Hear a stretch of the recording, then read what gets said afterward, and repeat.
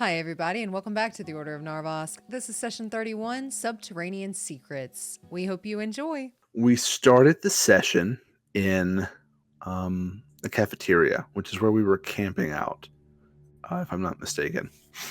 And we had already gone out into the university on one day, and we had come back. And we were spending the night there again. We had met Hope before, who was this, seems like a doll that sort of like a caretaker in the university. And the next day we went out and we explored a bit, and we were thinking about going into the administrative building, which is this very secretive, off-limits building in like the north center of the campus. And we'd been warned not to go in there by Hope. We were not allowed to. Didn't give a lot of specifics as to why we weren't allowed, just that those in charge deemed that no one should go in there. Including herself. I don't think she's ever been in either. I think we asked her that. So we went to a few other buildings.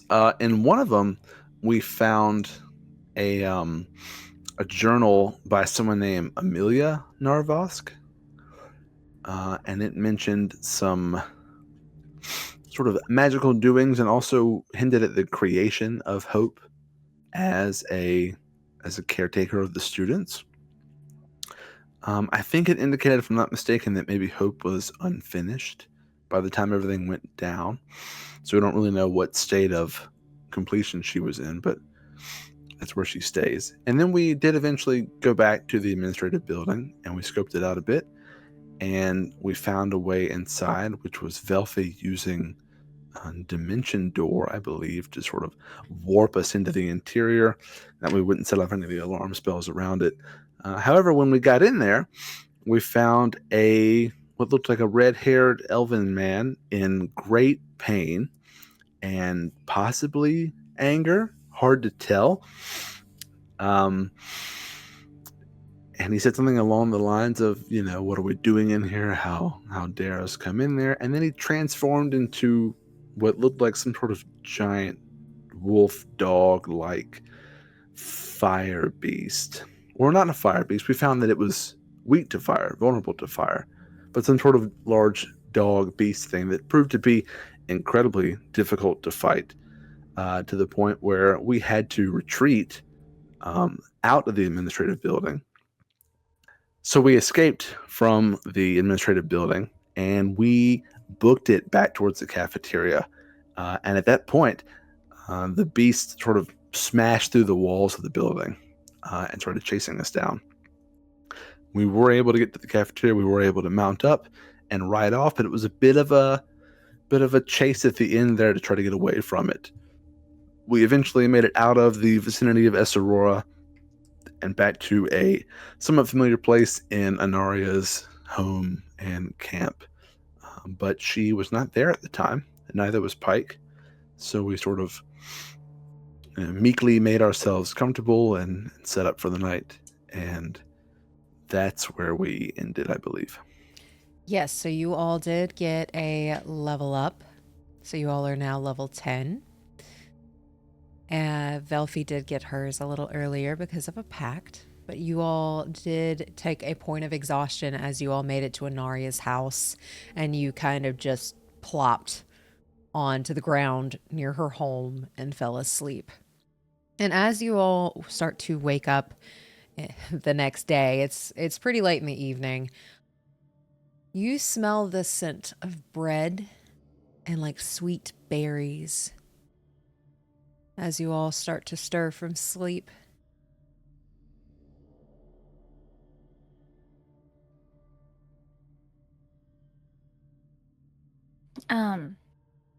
So Velphie, she'll kind of very lazily open her eyes as she's still feeling the effects of like staying awake and running for 7 hours. So she's very, very lethargic in her movements. So she'll get up, stretch, and sniff the air, and just kind of look look around and see if she finds the professor. I will say you do see the professor pretty much right next to you, kind of like you made camp right next to one another and just passed out. But you do notice that both of you are covered in a blanket. Oh.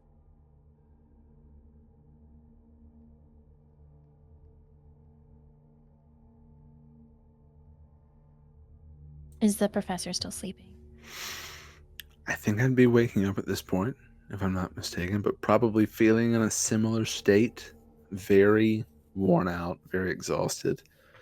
And you said it was later in the day, like getting towards evening? Yeah, so it's later in the day. Y'all got here pretty early in the morning, and y'all were exhausted, so you have slept all day. Were we outdoors or did we stay in the hut? Y'all noticed Anaria was not home, Pike was not home, so you all kind of crashed outside. And your horses were taken care of, and your goat was taken care of. You left them near the trough and everything. And Professor Friedrich, as you start to stir, you do feel a little pressure on your forehead. And you see two giant eyes just leaned over your face, just staring down at you. And he just tilts his head. Woo, woo, woo. I'm not dead yet. Good day. What time of day is it? Hoo, hoo, hoo. Can I? I think it's a ritual, so I'll lay there for 10 minutes and cast Speak with Animals. Ooh, I didn't think you were gonna make it. You're okay. Your eyes are open. That means everything's working now. Mom!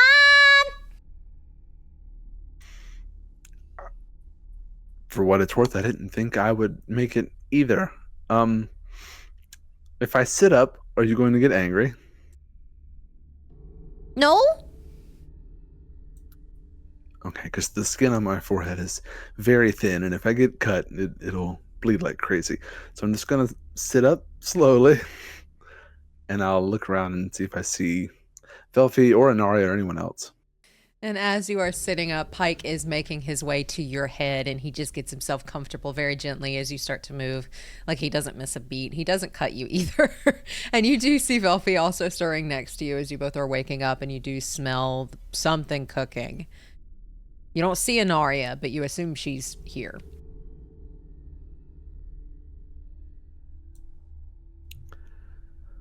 How are you feeling?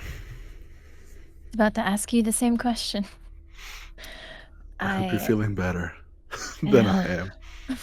I don't know. I mean, it was a long night. Yeah, Everything actually, hurts. I'll pull out my pocket watch. Can I get a decent read on the actual time? It's about 6. Yeah, we're going to say it's about 6 o'clock in the afternoon, or not afternoon, but the evening, because the sun is setting, so it is getting dark and it's getting a little cooler. And Velphie, you just hear whoo, whoo, whoo, whoo, whoo, whoo, whoo, as Pike is going, You all look like shit. And my shit look better than that.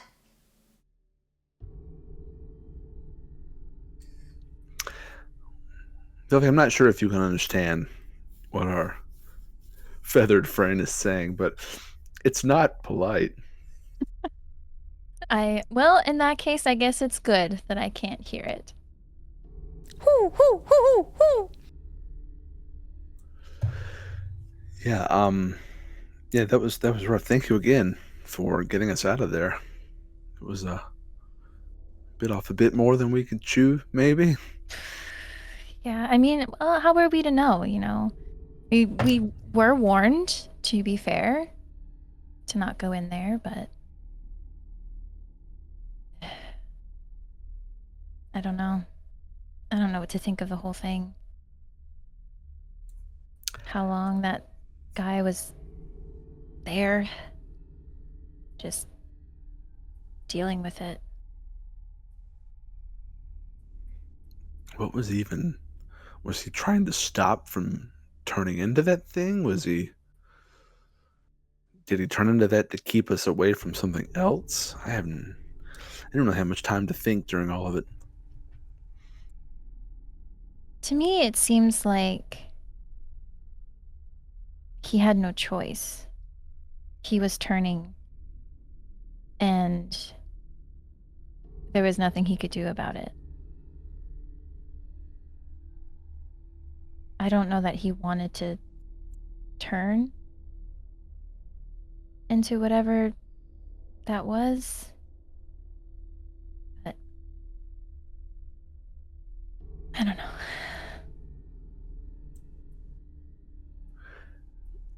Do we know what Narvosc looked like? You do not.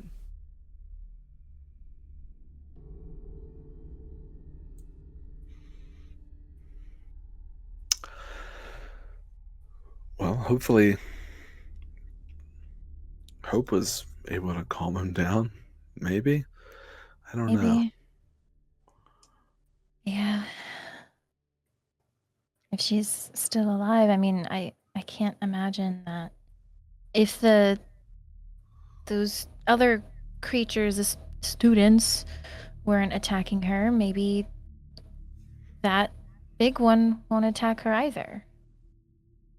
Maybe not. Maybe it's part of the same thing. Maybe. I'm inclined to leave the whole area alone, but I know there's a lot there that we didn't get to explore, including the things CPR wanted us to look in on. Yeah.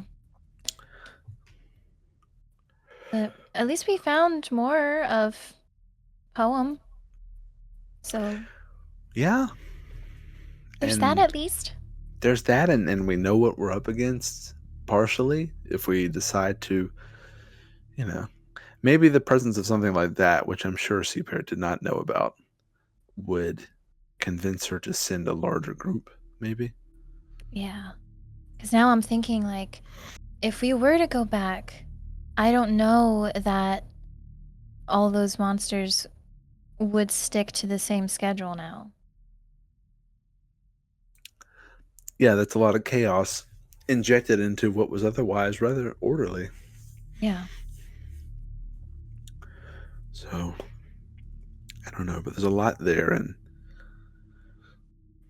I don't know. I don't know if we have any other leads on anything that could be used to secure Limbo's future. Yeah. I don't know. And then Velphie's tummy will grumble very loudly. I'll pick up on that, I think. I think Inaria might be busy cooking something. Thankfully, because I am so hungry. Yeah, and hopefully Pike hasn't eaten too much yet. I take offense to that. Don't take offense. It's stealing, and it's much larger than you. You won't be able to carry it. Well, maybe they'll make a little one for me to take one day. Yeah, that's the spirit. I'm going to stand up now. Are you coming with me? I'm not moving. And he's quite literally on top of your head, and he's like grasping a few of your hairs. There are very few there to grasp. Yeah, and I'm going to get up and go inside and see what's cooking, see if I can help. Velphie will follow. All right, so you all start making your way to the house, and the scent gets stronger as you make your way to where her kitchen is. It's just a small little house, and you all open the door, and she is laying out a loaf of bread. It looks like there's some cheeses and some berries of sorts that she has, and she's made like this little bread and cheese platter for you both. As she looks up at the door when you walk in. Rough night, I assume. Yeah. You could say that. Sorry to crash your place, but we were looking for any safe place. You are welcome here anytime. Thank you. Yeah, we appreciate it. Anything we can help with this evening? From the sounds of it and how badly y'all looked yesterday, I think it might be best if y'all just sit.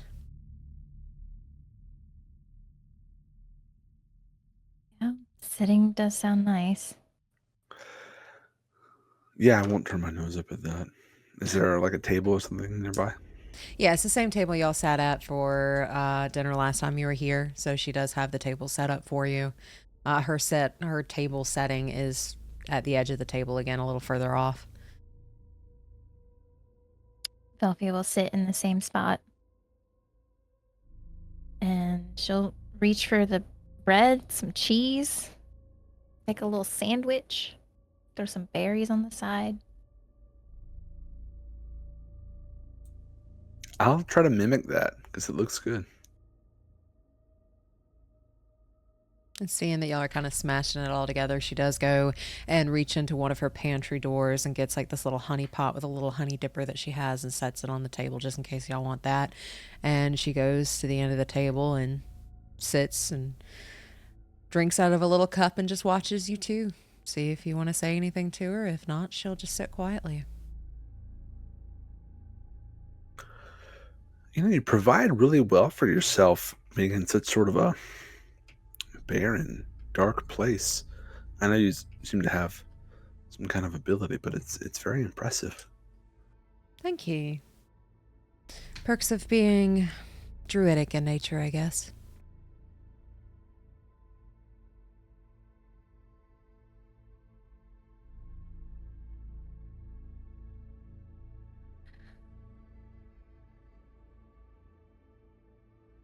Well, it's really good. I'm glad you like it.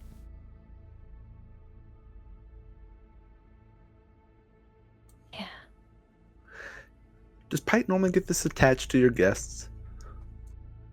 He likes new friends. I'll take that as the compliment it is, with all its repercussions. Hey, I hadn't pooped on you today. You told me not to. I didn't do it. I appreciate it. That is, though where I come from is currently in ruins. Where I come from, we tend to make a habit of not pooping on other people, but you've done well. That sounds like a sad reality. That's not so bad. You get used to it. And you just see Anaria chuckle as she takes a sip of whatever she's drinking, and it looks like it's some kind of hot tea or something. Do you all want to talk about what you saw in Esarora, or do you all want to pretend that that did not happen? I don't know that I could forget. Yeah, we don't have anything. We don't have anything to hide from you or anyone we're going back to. But you said you had never been to Esarora, right? I've only seen it from the outside. Have you ever heard anything like screaming? No.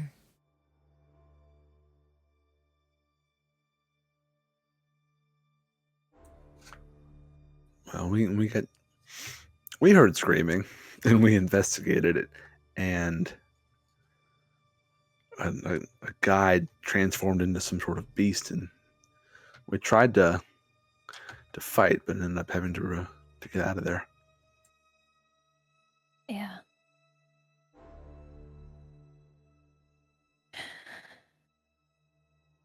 How long have you been here? In this spot near Esarora? Near Esarora, it's probably 14 years. You ever seen a red-headed elf? No. That's who it was. I wasn't sure if maybe they'd been walking around or if they've always been confined to Esarora. But yeah, that place is riddled with a lot of scary things. But we still have a mission that we need to accomplish, and I don't know that we'll be able to do it just the two of us. Well,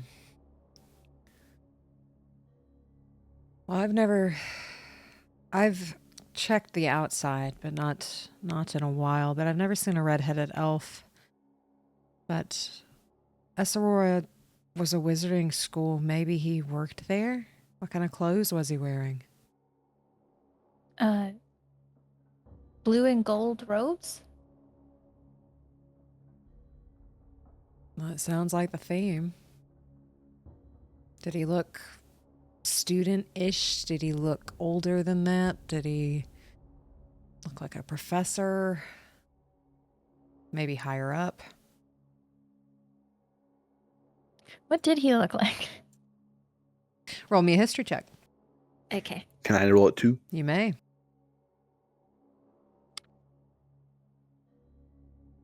14. 27. With a 14, you were just kind of distracted that he was just yelling, hope you weren't supposed to let anybody in here. But you do remember the robes, the blue and the gold, so you know he's associated with Esarora. With a 27, is that what you said? Yeah, 19 plus 8. All right. With a 19 plus 8, that's a high number. He looked very much like he had the robes of the school on, but they weren't the student robes that you saw on all the other monsters that you all came across. This was very high-end robes. You get the sense that whoever this man was very high up. Maybe not the highest. He didn't look like a dean or a headmaster, but he looked pretty darn close. So you get the sense this man was someone of importance.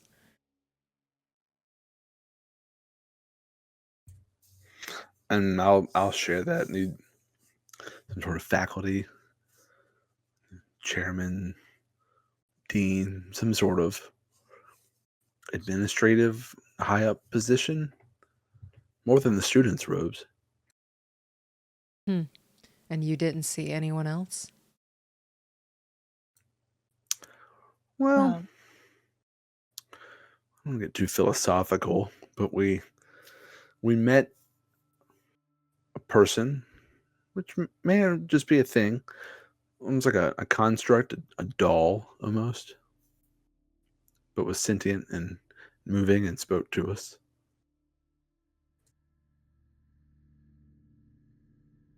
And other than that? Have you ever heard the name Amelia Narvosc?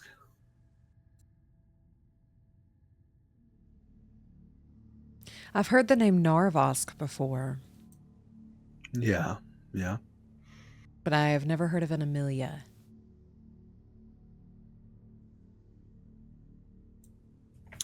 Seems she created this doll.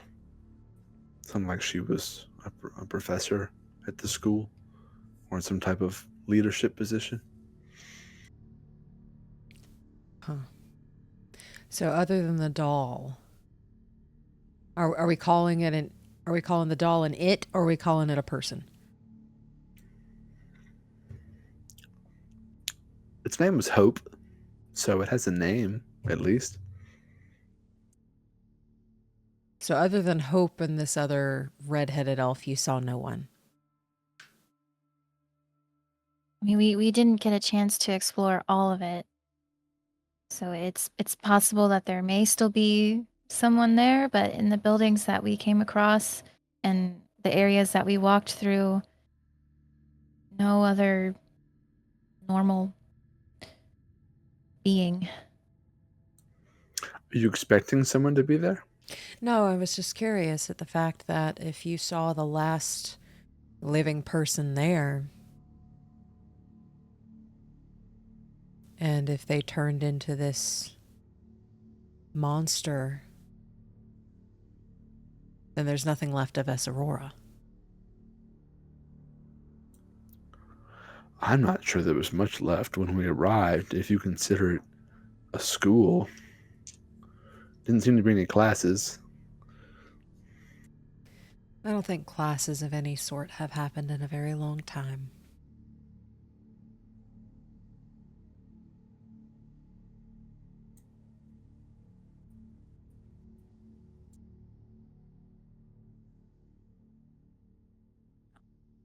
I know that we'll probably end up going back and having to face everything.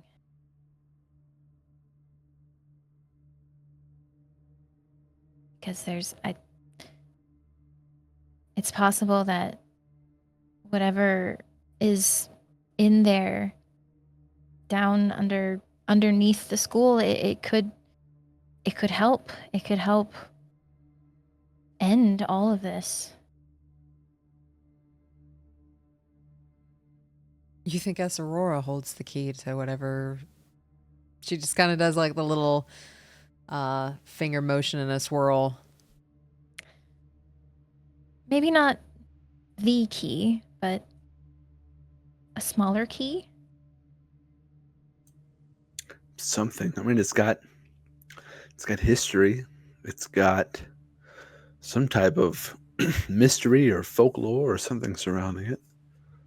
Someone believes something is underground.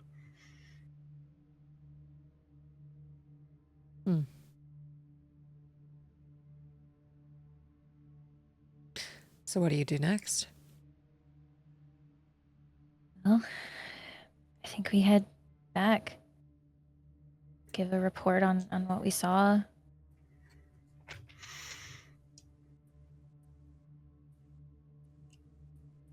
Kind of come up with a plan, I guess.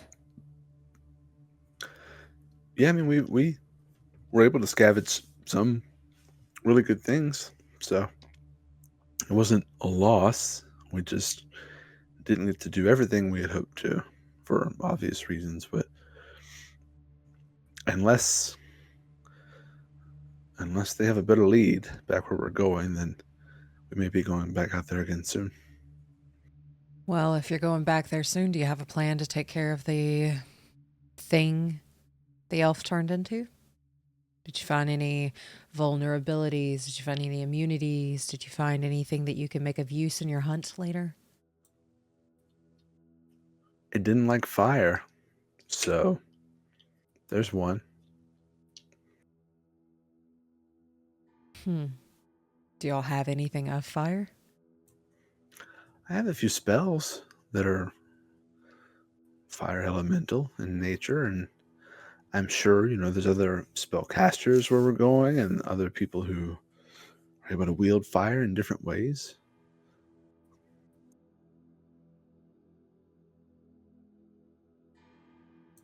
I believe I've seen Velphie do some fire-based things before as well. Yeah, I can't do much, but I got a little heat in me, I guess. And then she stands up and she kind of disappears in a different room for a bit. And she comes back and she starts laying these little vials on your tables. I have 3 you can take. What are they? I think people call them alchemist fire. Would I know what that is? Roll me. What do we want to roll for this one? I guess roll me either history or arcana. Let's do history or arcana. You'll get a magical sense if it's magical. If history, you'll see if you've read about them. I'm gonna do history. Okay, I'll do Arcana. go for it. I got a 10. Got a 10. 25. Alrighty. With a 10, you know the alchemist fire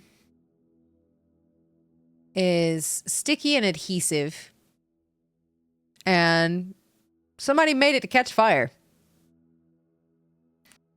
An alchemist? with a, what did you say that you 25. 25. You don't get any magical sense with a 25, but you do know that you can throw this flask up to 20 feet and make ranged attacks. This is above game table. It is an improvised weapon that does 1d4 fire damage on the start of each of its turn.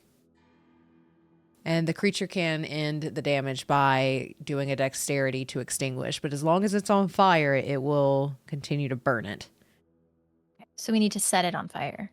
Need to set it on fire. Okay. And how that happens with a 25 magic, even though you know it's not magical, you know that the fluid inside, if you uncork that bottle, ignites. If it breaks, it ignites. If it's exposed to air, it ignites. So it's like, what is that chemical? Sodium? Or is it sodium and water is the one that's explosive, right? It's more like white phosphorus. Not that I would know what any of that is, but... Yeah, so Phosphor you got fire? 3 alchemist fires. Oh, I think those would come in handy. Good. She's actually going to disappear in the back, and she comes out with a very simple short bow. It's very simple. And then she has 3 little arrows. If you fire these, they will set a flame and maybe stick into it. This one is not as tight of a bowstring, so you should be able to fire it without any problems. Oh. Well, thank you for all of this. Well, now I'm curious as to what's at the bottom of Esarora, so I want to see you succeed. Yeah. Well, hopefully it's the only thing there when we go back. Because there was a lot of other students wandering around. Well, maybe this hope managed to get them under control and send them about their way. Also assuming Hope is not upset at us still for breaking the rules, which she seems really hard up on. Okay, so you told, or she told you the rules, and y'all deliberately broke it. The first place we've been into we weren't supposed to be in. That's sort of the name of the game. But she gave you the rules and you deliberately broke it. Yeah. Yeah. We needed to. Okay. Well, then you cannot be upset with her when she's mad at you. I'm not upset with her, but those rules are very subjective. We were going to go back to see parents, say sorry it was against the rules to do anything else. I don't think that would go over very well. Guess that is up to you.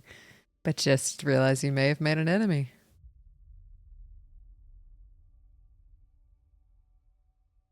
Assuming that she knows. The way you all booked it here and looked like absolute hell, I can assume that she would be smart enough to know.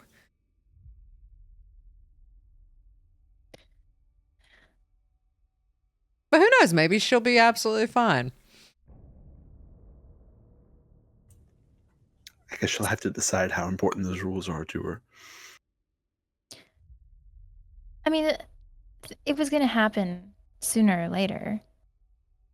If this red-headed elf had no choice in turning into whatever creature it became, it was going to happen inevitably, and it still could have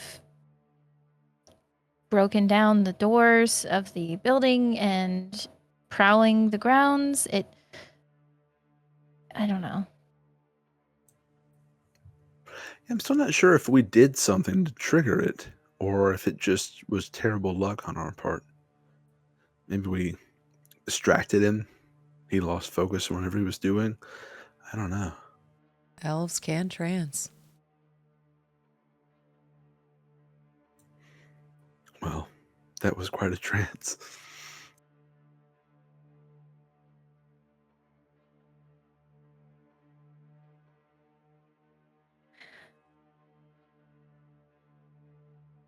This bread is delicious, by the way. Oh, I'm glad you like it.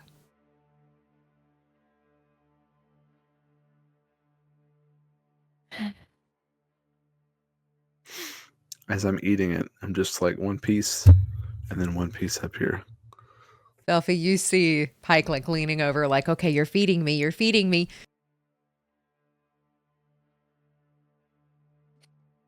You guys are cute. Hopefully it's okay if he has some of this. He did it anyway.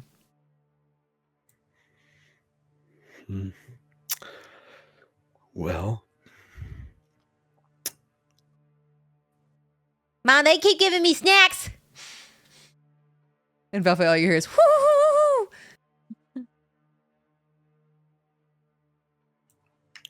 do you have any interest in going to Esarora? Me? No, I'll leave that for you.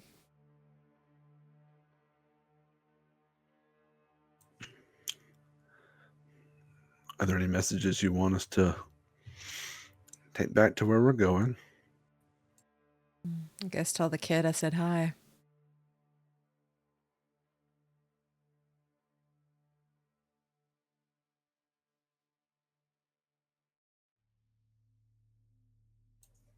Will do.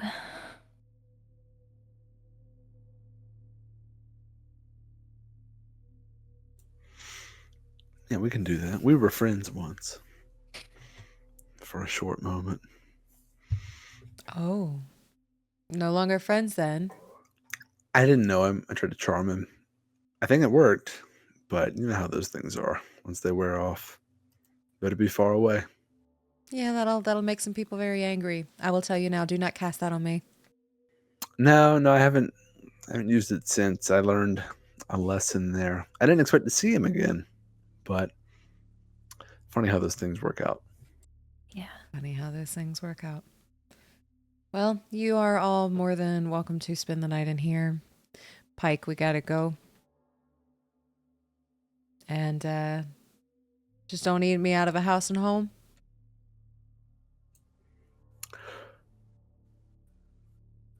Yeah. Thank you again. Yes. Good luck. Not to pry, it's not our business, but we noticed you weren't here last night when we arrived either, and it sounds like you're heading out. Where do you go at night? Try to see if I can find anything that's different.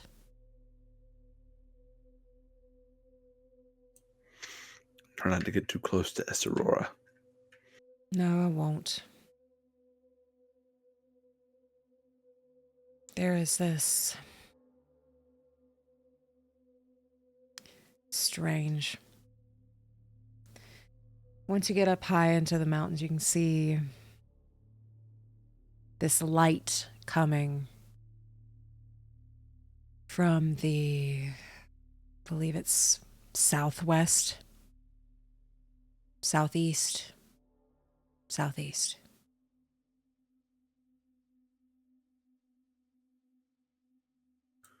Do we know what's in that direction? What direction is Esarora from here? Esarora from here is east. And this thing she sees is southeast? Mm-hmm. Oh, okay. So, Yep. Ashen Ward. Yep. On your maps, it's close to Ashenward.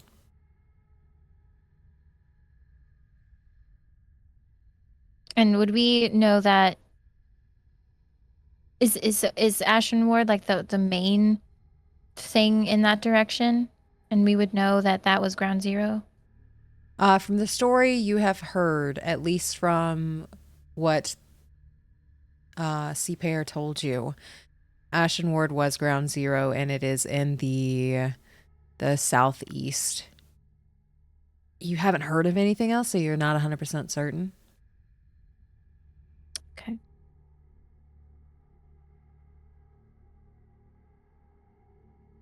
a light coming from the southeast. If I'm not mistaken, that's in the direction of where this all began. Well, it picked up a lot within the past couple of weeks. Picked up like it's brighter, it flashes? What do you mean? Happens more often. Is it rhythmic? Not necessarily, it's more sporadic. But it's this green and purple light that twirl together.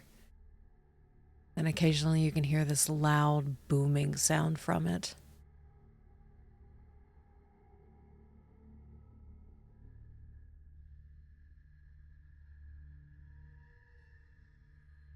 I don't know what it means, but I'm trying to gather more details, more intel on that.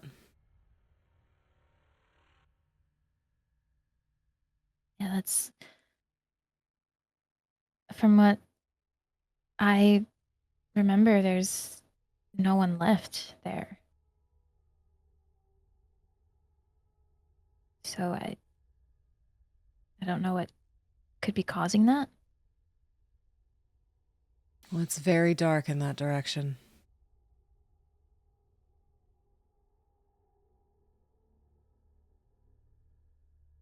It's almost like a rot is creeping towards Esarora.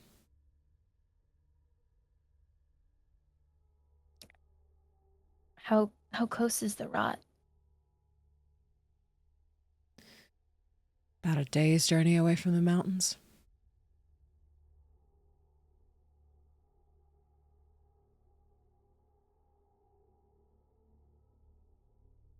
Is it spreading quickly? Do you know? Well, it's spread a lot quicker than when I first got here, so It's picking up. yes, it's getting worse. I don't know exactly what it is, but it looks like it's getting faster.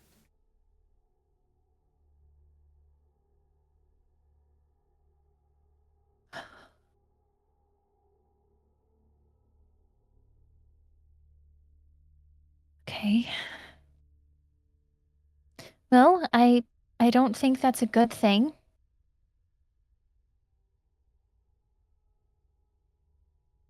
Probably something that Supera would like to know. And Velphie looks at the professor. Yeah. Concerning, to say the least. Anything out of the ordinary. I mean, most things are. The ordinary has changed a lot, but it still seems very out of the ordinary.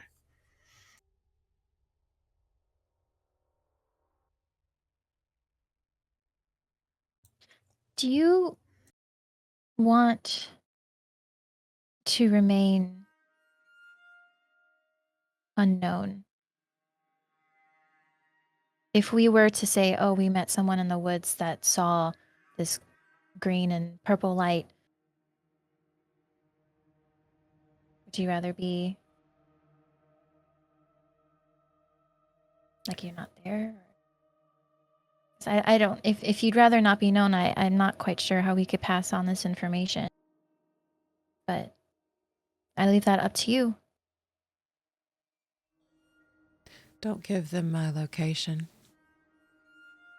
Okay. I don't want to be chased out of my home or recruited. They're not so bad. I work better alone.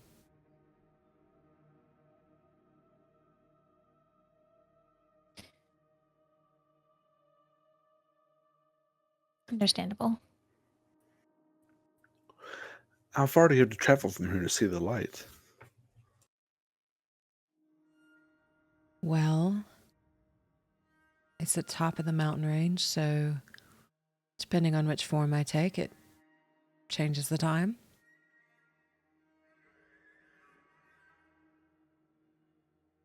If someone who couldn't transform were to go there, what would your assumption be?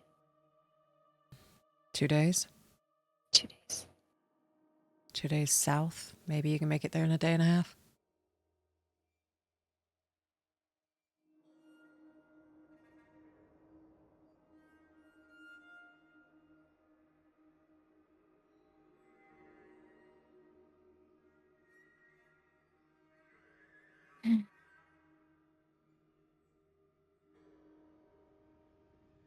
Well, it looks like we've got another journey ahead of us at some point.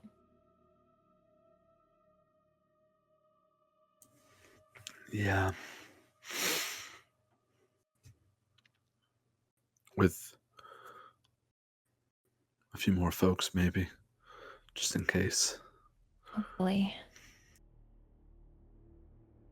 Not that I don't enjoy your company, of course. Of course, and likewise. It's just, we can't do all the work, right? Yeah. I like to think that, we're both strong, but we gotta know our limits. I agree. We're very capable. It's just, and honestly, if we had not been caught off guard and in such a small room, perhaps we would have stood a better chance. Yeah.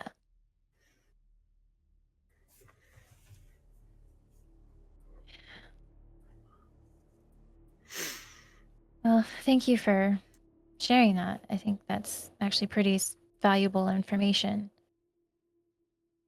And in fact, that might be the key to fixing all of this. And Esarora is just a part of it.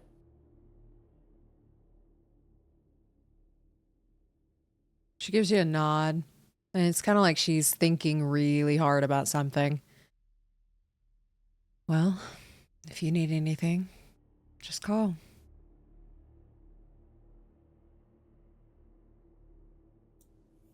All right. Yeah, okay. And if you need my home, you'll always feel a pull to it.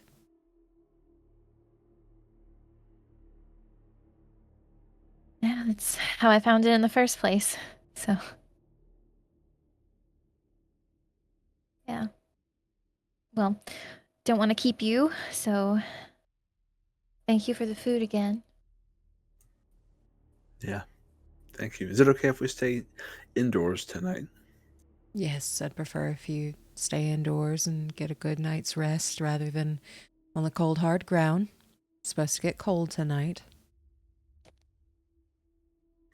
Just didn't want to assume. You're more than welcome to stay in here. Pike, come on. And Pike leaves your head and starts flying over to where she is and lands on her head.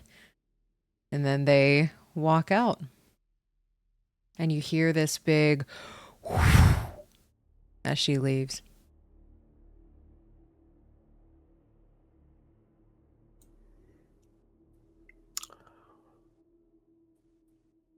I don't know what to make of that in the South. Neither do I. But it's gotta it's gotta be something important. Yeah, it doesn't sound like any part of this Esarora riddle puzzle thing. Seems unrelated, but I can't help but think so many things are connected in some way.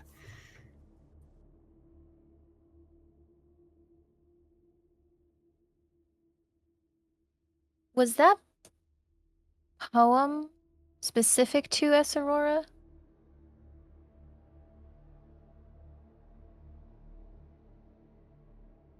Roll me an investigation check. It's the only thing I can think of to go with that one.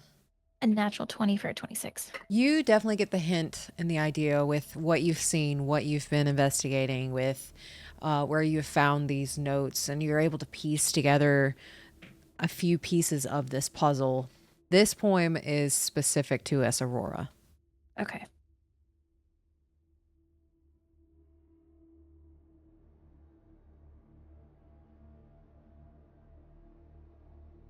I had a thought that maybe the poem was about that Ground Zero place.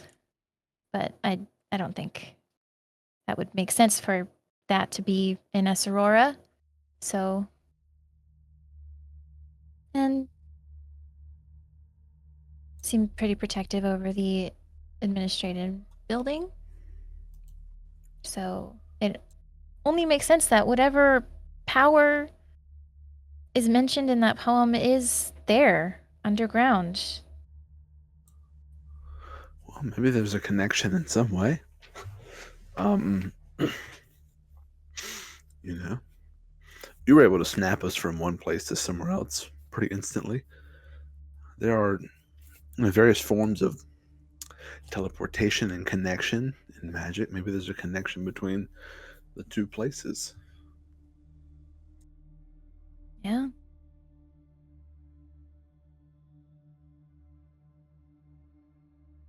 Would make sense, I think. I would imagine some of the students would be interested in going there. I don't know. I don't really know what wizards do. I mean, we're all a bit different, I guess, but I certainly don't prowl around drooling and growling all day and then eat dinner at 7 p.m. I don't know if Maybe that's a it's good. time for a change. Maybe. If I eat dinner that late, I don't sleep well. So, especially not if it's just raw meat. A bit odd. But there could be something more to it. I mean, I don't know. Secret Untold. Bindings of Gold. The guy had gold robes on.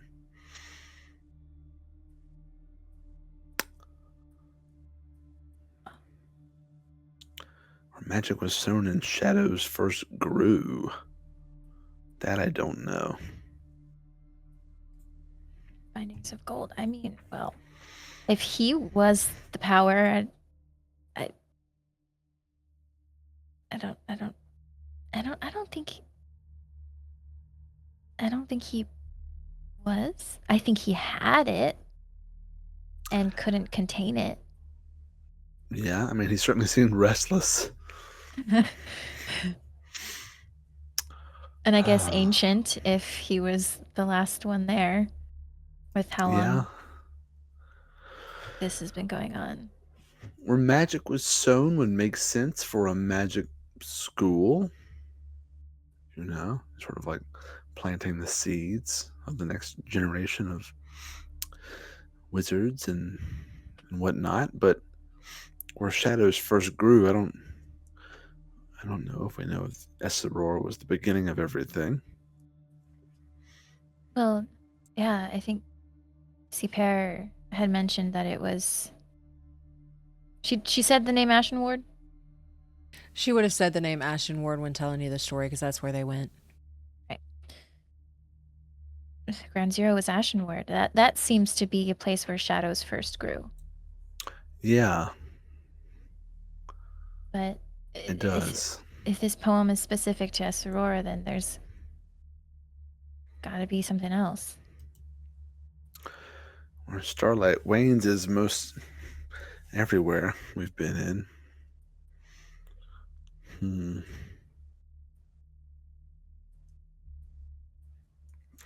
I don't know. I mean, Esarora's in the first line, but I feel like there's still some sort of connection. It's significant. Plus the name Narvosc coming up as a professor there, you know? And the name of our former employer. I'm assuming we're no longer considered part of the order. I didn't get an official notice, but it just sort of assumed. Yeah, I think we kind of, left when we committed treason. Yeah, that's frowned upon. A little bit. Yeah. We did kind of set off a bomb of sorts. Well, someone did. I guess we aided them in a way. We were involved. We didn't stop them. No. I still think, was that the right choice? Should we have stopped? Should we have tried another way of of doing that, but I don't know. Whenever I do think about it, I can't think of anything else that could have accomplished what it was that they wanted to do. Yeah, I don't know either. I go back and forth on it. I want to think there was some other way, but I don't know of one. Yeah.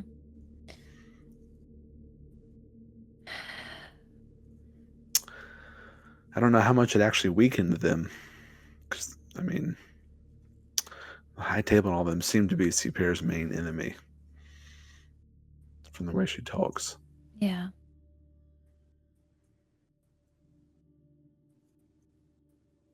But if they were collecting souls and those... Wait, does Velphie know about the souls flying up into the sky? Did Professor Friedrich share that? I don't think I did. The only person I told that to was Seapear. Okay, so never mind.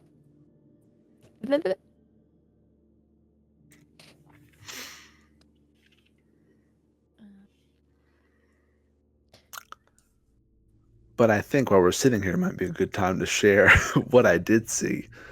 Because we're trying to think about how it would have benefited Limbo. So I would go through and explain like what it looked like right afterward. And maybe that was meant to hurt them in some way. Maybe the shield protected more than just the citizens. Maybe it did something else for them. I mean, it must have. If there's souls in all the crystals, why are they? Yeah, I don't know. I hope it did weaken them. Kind of.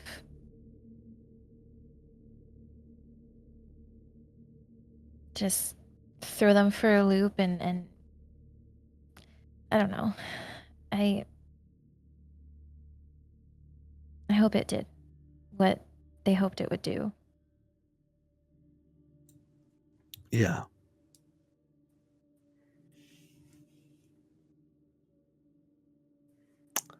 Hopefully. Hopefully. Roll me history checks. Why? 21. Natural 20 for 28. With a 21, Anaria just said that things have been getting worse in Ashen Ward as of 2 weeks ago. That's when you blew up the crystal. With a natural 20, knowing that and hearing about the light that is coming from Ashen Ward, which is ground zero, and you know that there was a portal there, something's mad. Something might be trying to get through the portal. Because this happened 2 weeks ago when the crystals were destroyed, releasing souls, which you know this thing devours.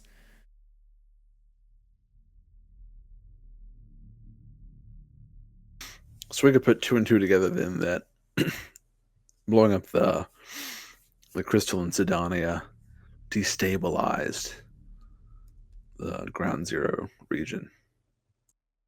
Yes, and you took away its food source. But we don't necessarily know how it was feeding it, do we? No, but you know it was devouring it.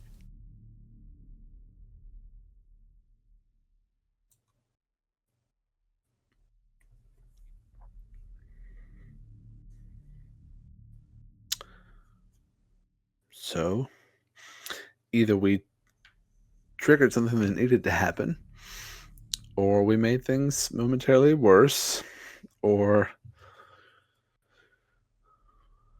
I don't know. Some people say it's darkest before the dawn, but I would like to think that we did something good. I mean, if we disrupted whatever agreement that they had with this entity, I think I would think that's a good thing, right? I would think so. If the entity is directly angry enough to go after them and not just widespread rage at anything in its way. I just kind of get the feeling that that might be what it is. Just blind rage. And that would be the worst case scenario. Yeah. And in a way, I tried to sort of ask Deeper about her thoughts on that. Is what happened, is it worth the possible collateral damage, intended or otherwise? And she seemed a bit, my own opinion, she may lose a little sleep over it. I'm not sure. She puts on a tough face, like confident in what they did, but there has to be something there that knows that, they've destabilized things. Yeah.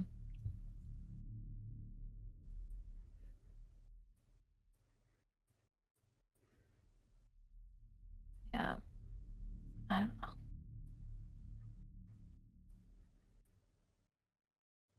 There's so much going on that we just don't know. A bit too much. Yeah.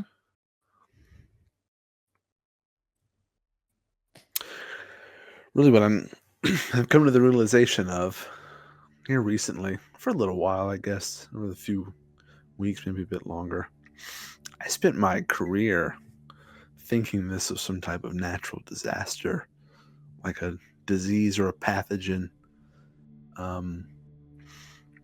And it seems to have been orchestrated instead. Yeah. No, I thought the same thing. That was the whole reason I joined, was to help find a cure. But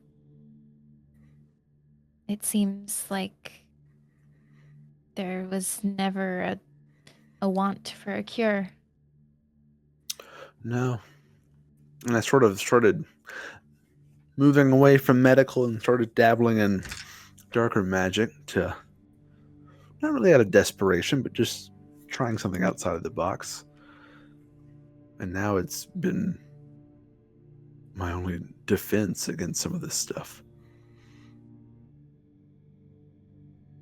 As in, you think it's a stronger form of attack towards it? Or No, not necessarily, but I don't know. I just had the idea that,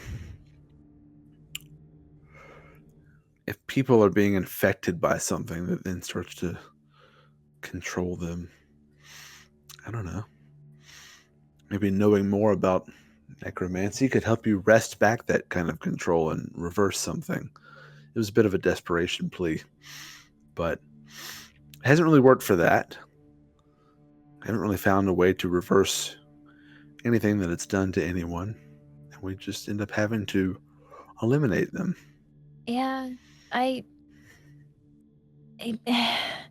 I mean, that creature ripped the skin of that red-headed elf. I don't know that there's any putting it back inside. Yeah, I've never seen something transform like that, to my knowledge, and I don't know if it goes both ways. Kind of doubt it. Yeah.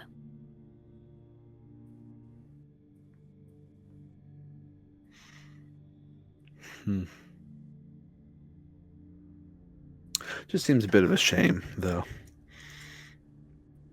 that it's orchestrated. Someone planned this type of thing. People, I guess, will do anything for power. Mm-hmm. And hopefully, once those that everyone currently thinks shouldn't be in power, at least all of Limbo, once they, wrest the power away from the high table, hopefully they do the right thing with it. Yeah.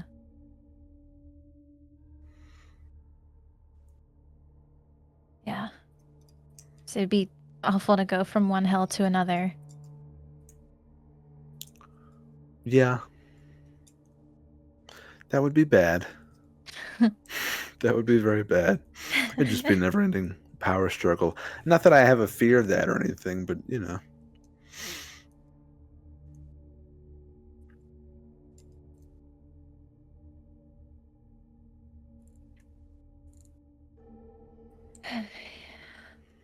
Well, I think we'll learn more if we can get underneath Esarora. Put some more pieces together. And I think we'll have to head over to Ashenward.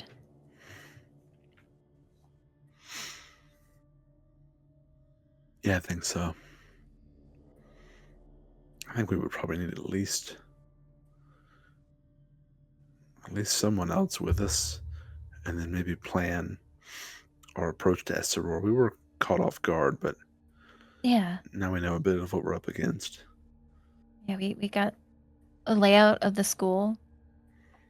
Don't know if the schedule still applies, but Maybe it'll just blow over after a week or so. it's wishful thinking. But Yes, based on nothing, but maybe. maybe we can always have hope. If Well, hope still.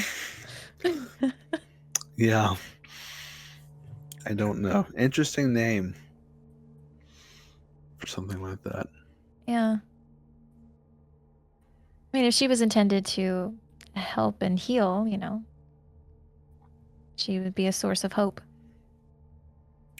Yeah, but some sort of created thing like that. And giving it a name, a very sort of, you know, humanizes it a bit. Does that bother you? I don't know if it bothers me, but it's a bit odd. Maybe that was the intention, to humanize it a bit. Is that the first time you've ever heard about like a doll or something being animated to be its own type of like sentient self? You know that Z is in a cast of armor. Right. So you do know that, but this just seems different. So this is the first time you've heard or seen something on Hope's level. Because Professor Friedrich knows this. I don't know if he has shared it. I can't remember. But Z, did you share that Z is a soul trapped in an armor? I think I did. Yeah. I think so, because he told Velphie about the trials. Okay. Yeah. Yes, so Z is a soul that has been shoved into a suit of armor. Hope, you don't know what she is. You don't know if she has a soul. You don't know if she's soulless. You don't know if she is just quite literally like an animatronic. You don't know. And like going on that thread, I think Friedrich would, I would then clarify that, you know, I'm not, really has nothing to do with having a soul. It's that you know, for lack of a better way to say it, Z was at one point born, and I think Hope was made in a very different way. Yeah, I would say so. So it just, I don't know, it just makes it different in my mind. Yeah. Some sort of magic that they've managed to discover to animate an object and give it magic. Give it personality. Personality.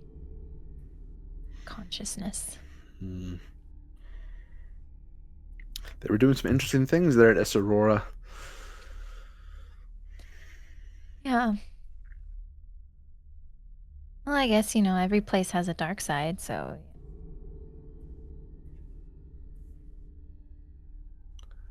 Yeah. I don't know. It's not that I'm in a hurry to go back, but I guess we will be going back very soon. Yeah. I wouldn't want them to send someone else entirely there since we've been and we know the layout, we know what to expect. I expect it would be us. Yeah. I would assume so.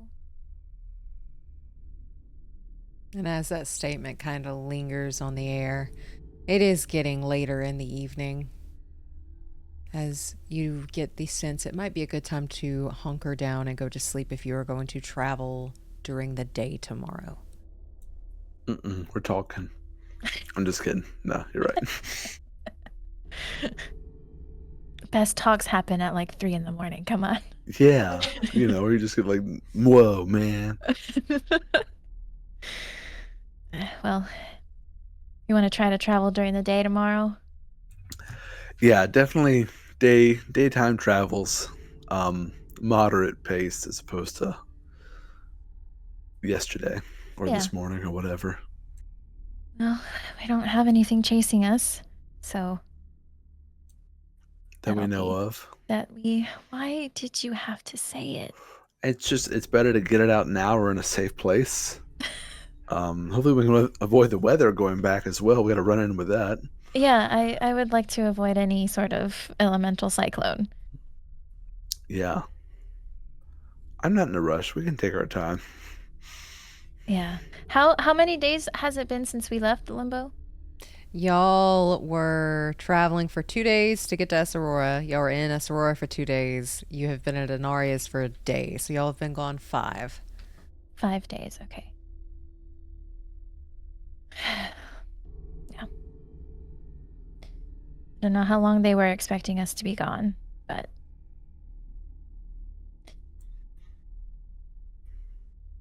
And have we sent anyone? I haven't been able to send messages to anyone, but have you been in contact with anyone there? You sent a message to C-Pair last night. Right. Did we get a response? Yep, she said, thank you for looking into it. Bring whatever you can. Be careful on the way home.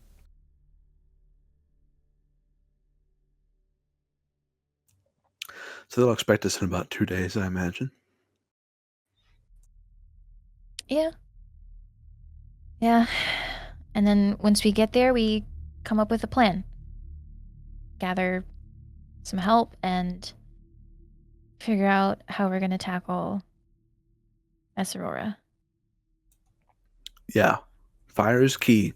And then someone who's good with riddles, because this is a real tease. Oh. I did kind of piss off Agma a little bit. But he likes riddles. So maybe he'll help. At what cost? I don't know. And just to let you guys know again, you do know your riddle is not complete.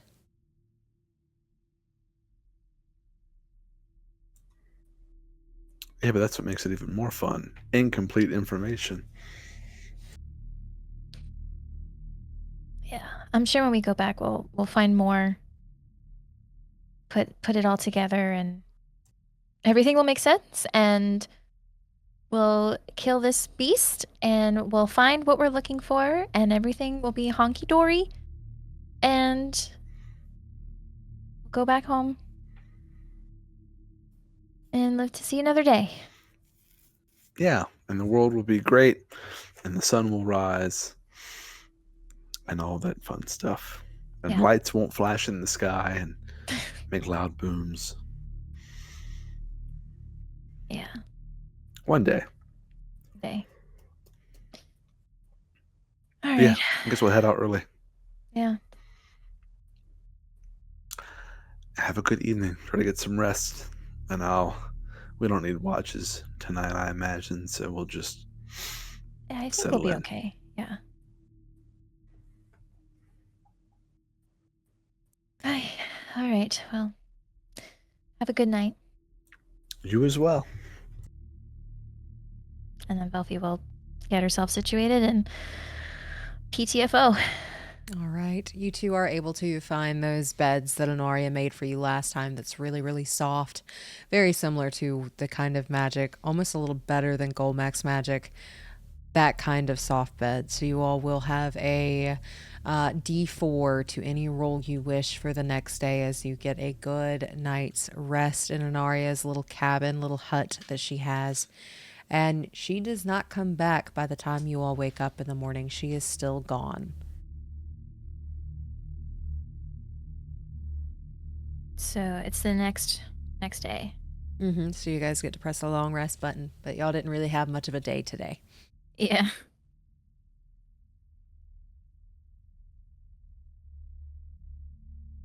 Oh.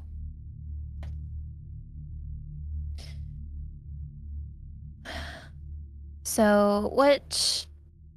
Oh, I guess we never really established when we would wake up. But I would assume that the professor would get up before Velphie because Velphie likes to sleep in. And I get up early. So Velphie will still be sleeping. And I'll be quiet. I'll try to like quietly prep everything, including Beatrice and Stray, and get everything ready. All right, so you're letting Velphie sleep while you get everything situated. You are able to get all that done and taken care of and make sure that you've got your packs and everything ready. You know it's going to be a 2 days journey to get there. And as you are packing up and getting Straya and Beatrice ready, Beatrice gives you like just this long look and puppy dog eyes. I'll use speak with animals. Dearest friend, we're not going to have anything chase after us this time, correct? Because my knees are old, and that was a very long ride. Are we just going to take it naturally today and whenever else we are traveling? Because you are my dearest friend, and I will go as fast as I need to go. But that was quite a lot. Yes, a much more leisurely pace from here on out, and you did very well yesterday, the day before. The days were running together.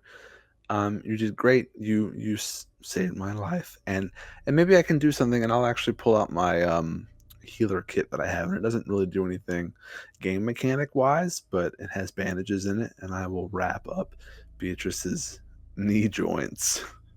Well, as much as a goat has knees, and try to like a compress. Oh, this is nice. Maybe it won't feel like my knees are separating as much as they were when we were running. We're not running, right? No, leisurely stroll. There's no rush. Okay. And, dearest friend, do you have any tea that we can have? I saw Inaria having a hot beverage last night, right? Could I go in and brew something up? Yeah, you easily find it. She's got some tea like set off to the side. She's got different types, and you're able to get a pot of tea going and take it out to Beatrice. I'll grab some berries and cheese and stuff that we had last night as well. Give it to Beatrice. She gobbles it right up. Enjoy it. It's good stuff. The next couple of days, it could be roughing it a bit back to rations, but then we'll get back to Limbo. And did they take care of you well there? Yes, they did. Of course, not as good as you, but I really enjoyed being with a bunch of druids while we were there. It was really nice. That is nice, yeah. I was about to say, if they don't treat you well, let me know, but I'm sure with druids, they'll take good care of you. Yeah, I think we're taken very well care of. Taken very good care of. There we go. My words are starting to mix today. I'm getting old. We all are. But with age comes wisdom and experience and good things. And very good things. I'm happy to be growing old with my best friend. Yes. And every new day is a new day to eat cheese and drink tea. So I do like cheese and tea.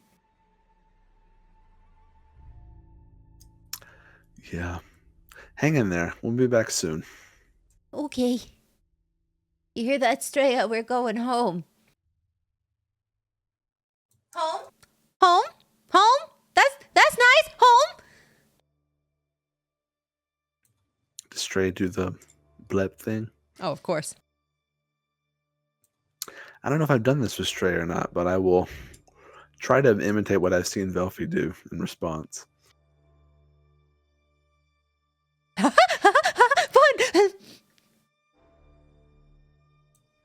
I'll do it again. And she just keeps sticking it right back out. The owl. Has he been nice to you too? Pike. Yes, Pike is very nice. Not as nice as you, of course, but You flatter me. I appreciate it. I was just making sure. He's been a bit. He's an interesting character. he did gloat a little bit that he had shit on you. I'm sorry. I did laugh. I forgive you. He has no sense of personal space or boundaries, but maybe it's an owl thing. I just think that they're lonely. Yeah, I could see that.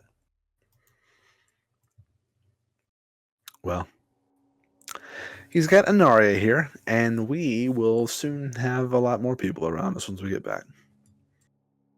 She gives you a nod and like starts drinking her tea if you also put that down there. Mm-hmm. Everything down there together, like a little setup. She's got her charcuterie board ready to go. And you're able to get everything packed. You're able to get the horses set up as you have pretty much gotten everything ready. The only thing is for Velphie to wake up.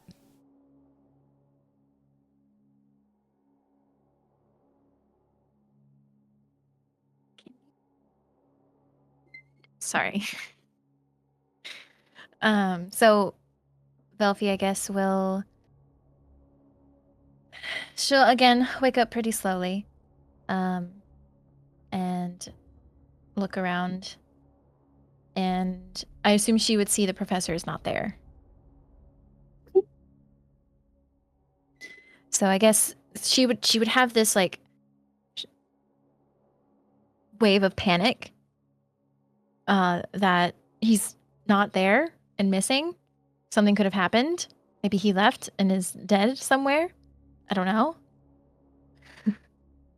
So she'll get up and she's checking whatever rooms are in the hut, and then she'll go outside and check to see if she can find Professor. And I think at that time you would actually see Professor Friedrich and Beatrice having a conversation and him poking Straya's tongue back in as he starts like leading them over and getting them ready to go.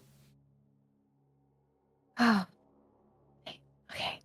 I thought you were gone and that the worst happened and that you could have died, and I don't know. You weren't there and I was scared. There's no need to fret. I was just talking to my goat.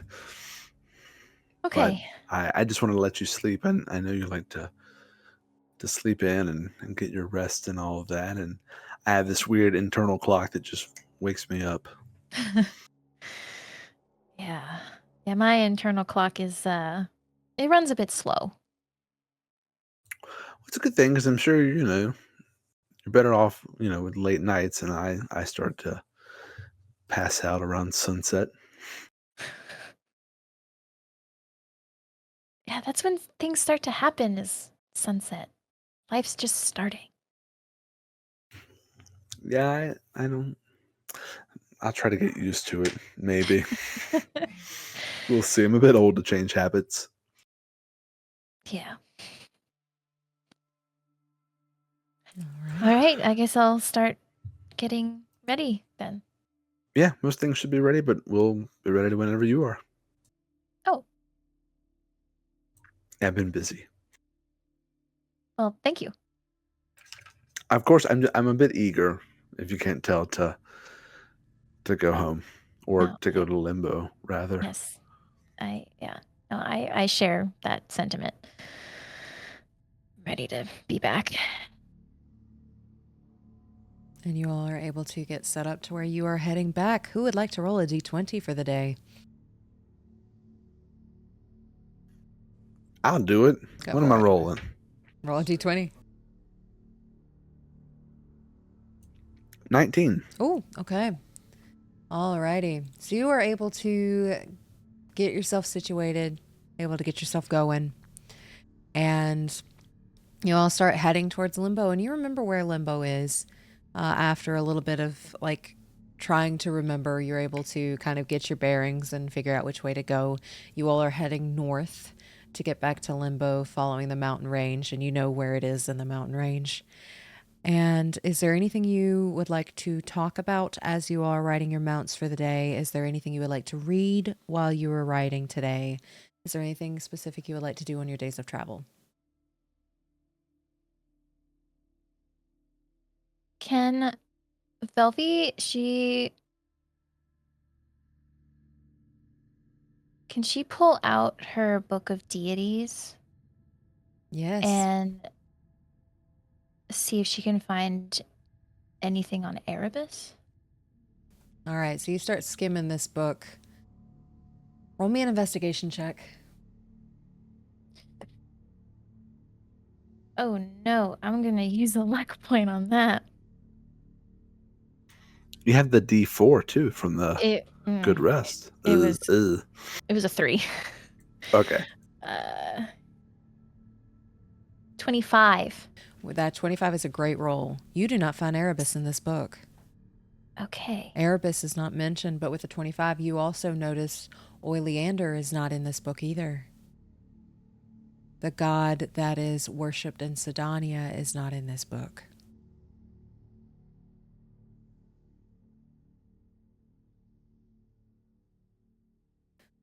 But also with a 25, you do notice Necrosic's name.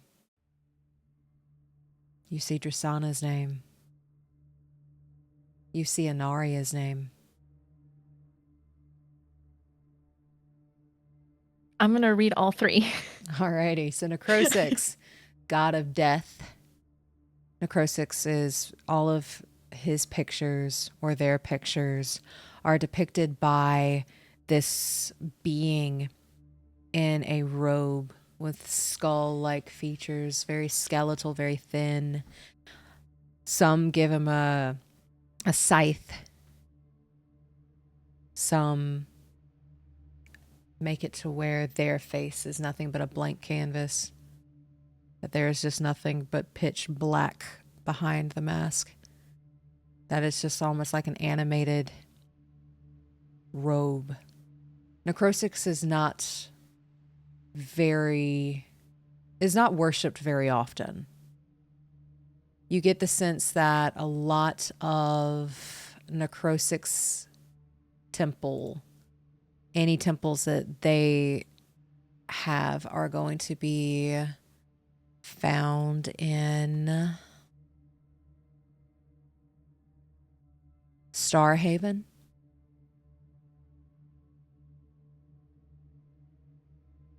And it's kind of taboo to worship the god of death, to be a priest for the god of death, to be really associated with the god of death, because it's the exact opposite of the goddess of life, who is Drasana. And Drasana is always depicted in beautiful sunshine yellow robes, tan to darker skin tones, flowy hair that looks like sunlight. As she is the goddess of life and is always in this sunshine yellow and is the exact opposite of Necrosix.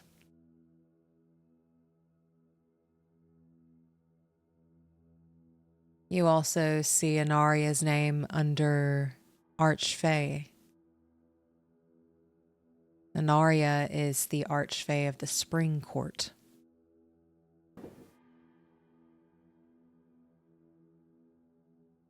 Would I know the hierarchy of the Feywild? You don't necessarily know the hierarchy of the Feywild, but this does present the different courts.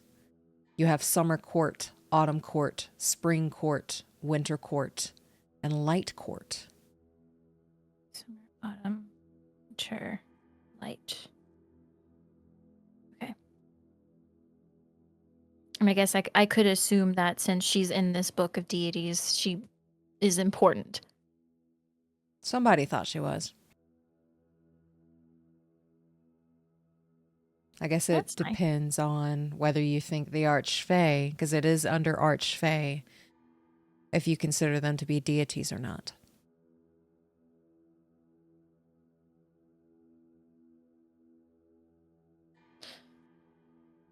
Okay. But with a 25, you also see devils and fates are mentioned in this as well. Can I read about those? Sure. Fates. You see Aini, Tiver, and Prier. They are said to control the fate of every individual. They know exactly when someone is born, when someone passes away. They will know their entire timeline. And then the devils that are listed: Malakar, Zyra, Azaran, Solara, Tyrex, and Araxiel.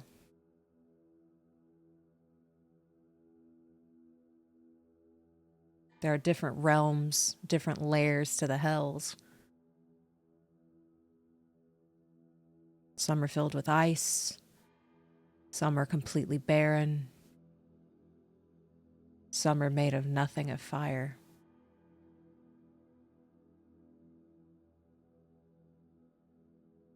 And that is all there is to that realm, is fire.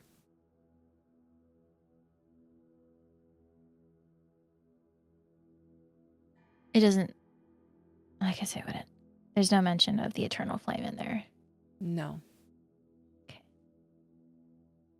But one thing you definitely notice is missing. There's nothing on a shadow realm in here. There is no Erebus. There is no Oleander. Names that you have heard of are not in this book. And Ogma specifically said he traded with an entity from the Shadow Realm.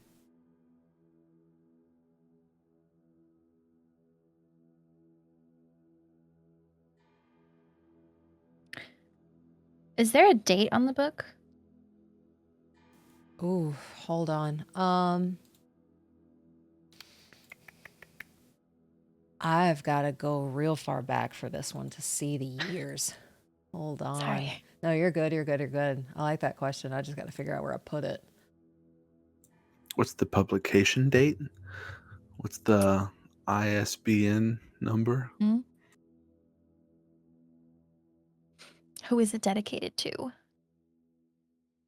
Who wrote the foreword? This was written in 825. 825, like, do we call it BV? It just says 825. 825. And would we know what year it was? The year, like, the moment it switched? You don't, because y'all have never investigated that. Okay.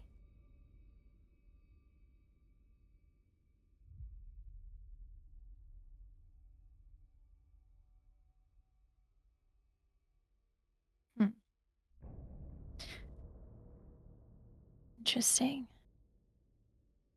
I think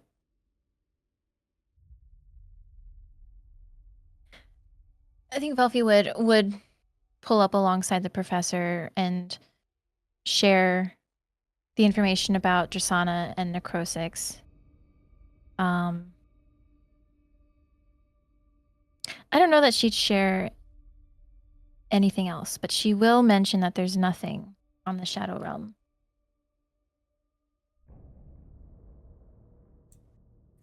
I'm familiar with this necrosis. What do you know? I know it's people have tried to make deals with it that have gone awry.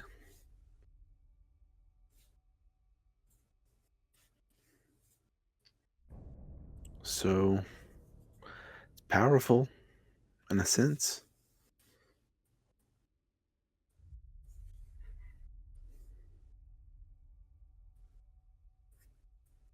Yeah, I mean, God of Death. Everyone dies. A lot of power in death, especially ruling over it. Yeah. Professor Friedrich, roll me a history check. Okay. Natural 20, 28. Rolling really well. Necrosis is also you remember reading it in your book, the creator of necromantic magic. The school of Aurelius was for necrosis, and it was hidden underground in Starhaven. But do we know where Starhaven is or was? One of you does.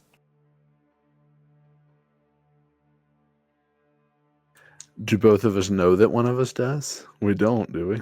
Has Velphie ever shared the fact that she has a map?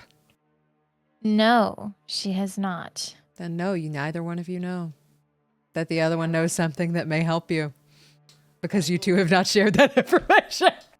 But I will then share what more I know about necrosis now that my memory has been jogged. So you mentioned Starhaven then. I would, because I mentioned Aurelius. Is that what you said the name of the school was? Aurelius is the school, and it's in the very north of Starhaven where it's coldest, and Aurelius is underground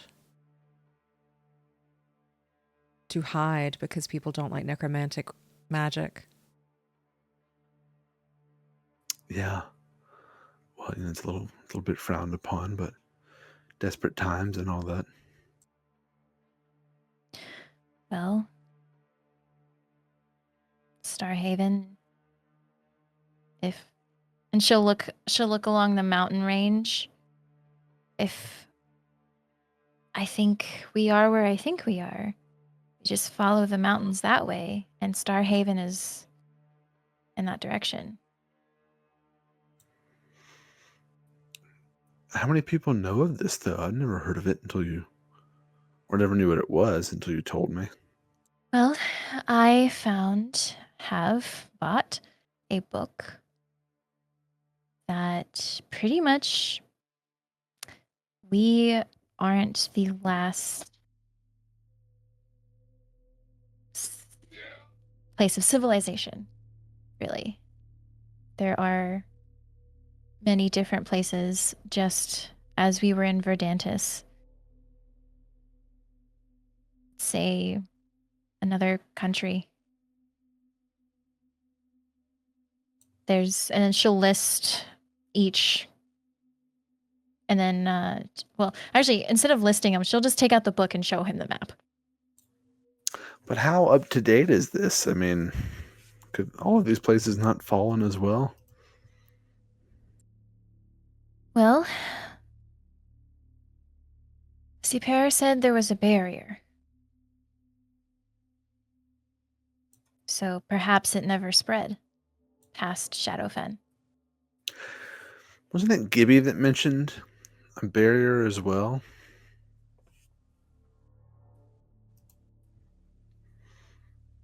So we're just trapped in our own little cage down here? Is that pointing to the map at what looks like a much larger world than I ever knew of? Yeah, our own. It almost feels like we're in our own realm sometimes. But does that mean whatever dark entity is causing all of this Does it only want us, or is it only able to get to us? We could be the Would start. Would it get out? Is it seeking to get out? I would imagine. I mean, if this thing is eating souls, there are only so many souls it can eat in one country. Yeah, that's true. So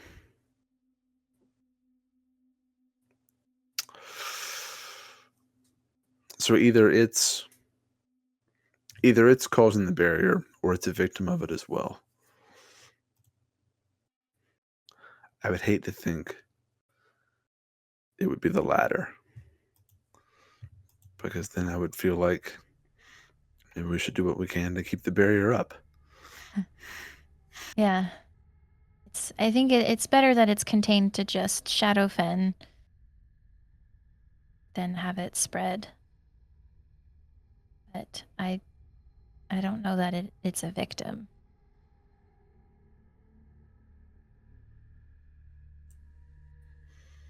I wonder why it picked here. Velphie, roll me history. Ooh. Okay.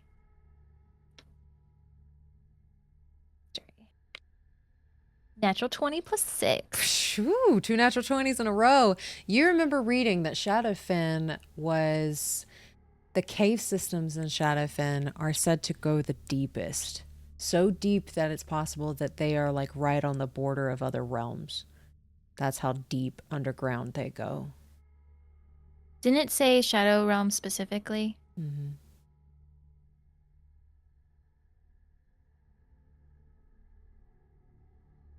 Okay. So perhaps someone here called to it, but there is also a way that it could have got here on its own. With what I've read, Shadowfen has a very deep, intricate cave system that is said to lead to the Shadow Realm. I imagine if we can go in, stuff can come out. So we just happen to be the closest door.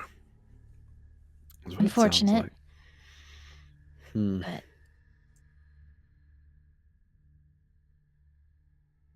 yeah.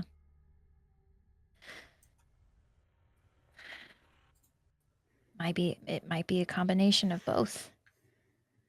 Because clearly someone has called to it, made contact with it in order to harness whatever power Sydonea had. Yeah. And I'm assuming that even though the shield around Sydonea dropped, I'm sure the border around us has not changed. Like we may have would have heard. I feel like people would often be trying to escape. Well, wait. Velphie wouldn't know that there wasn't a barrier when the outbreak happened, right? No. Okay.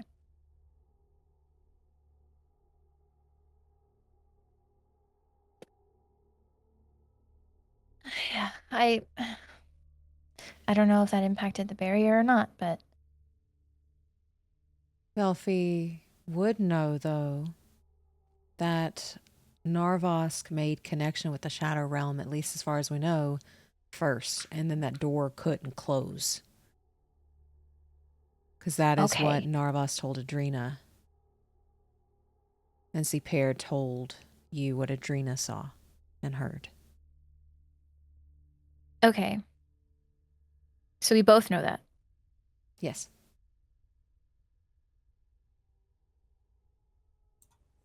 So we weren't just the closest door. We were the closest door that was swung open and inviting. Yeah, I imagine if it was on any other part of the continent, it would have tried to do exactly what it's doing here. Yeah, but they didn't have to make it easy for it. Yeah. It's like playing with matches. And you remember that Narvosc said he asked for help from other countries and he was denied. But we don't know the details of how he asked or who denied, right? No.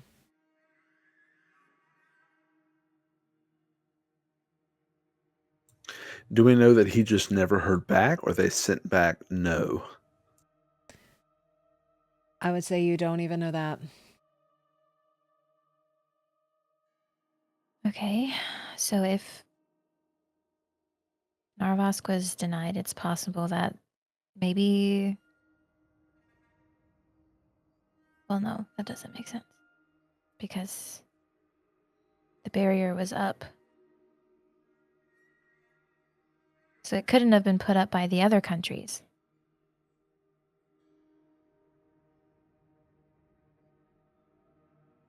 I think.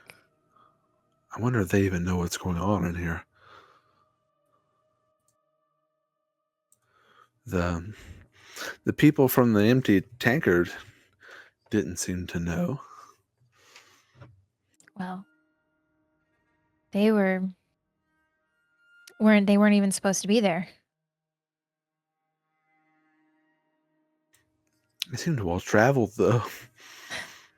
I figured the world Well, would have gotten out at some point, or maybe not. maybe now that it's happened, someone from the empty tankard told someone else in Verdantis that Shadowfen is still a thing and on another realm because of what the empty tankard is. So it's possible they know what's going on, or that something is going on. Maybe they don't know what it is. I don't know if anyone outside of Shadowfen has been trying to get in.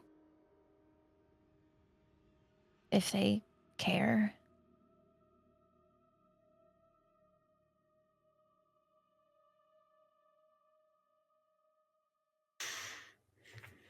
I don't know. I don't. I mean, people outside know of Shadowfen, but some don't know of Sydonea. That just seems. At what point in time were they in Shadowfen? At what point in time are they familiar with it in?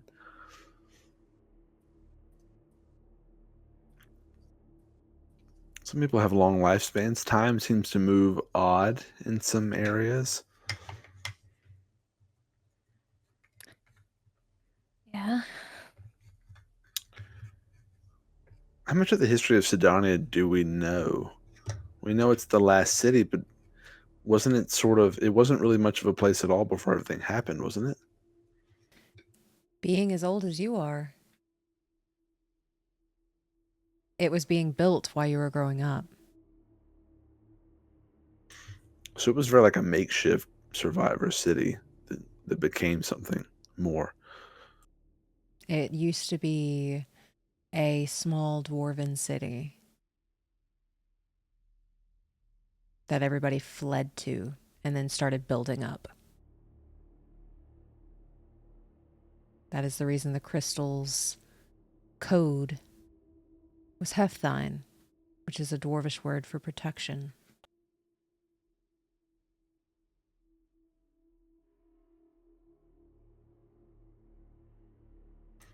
And there's a big underground pit there. And dwarves like the underground. And that was also built to be deeper as you got older. You just never really went down there. It was a backup in case things went south topside. But perhaps it was inviting in the same way the other cave systems that Velphie mentioned were, or at least made it easier. Maybe Sidonia was sort of like an access point, a nexus, somewhere the veil was thin.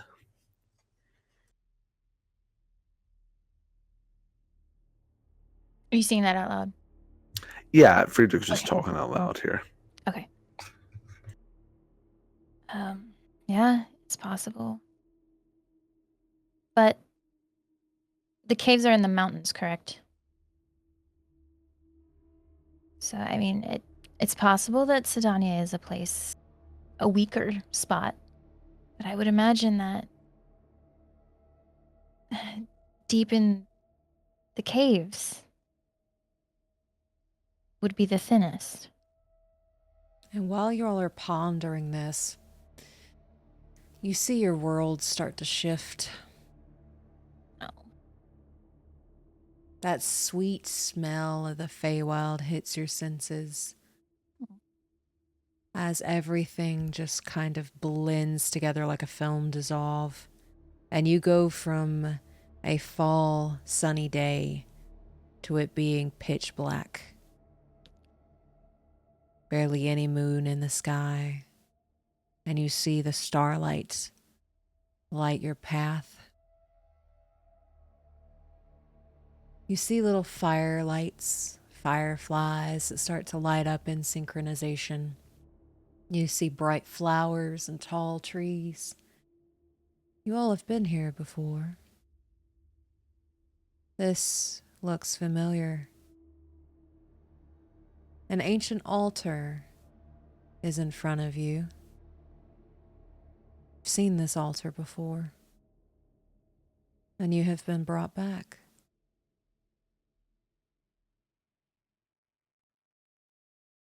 The altar depicts the movements of stars and planets from that looks like it is up above.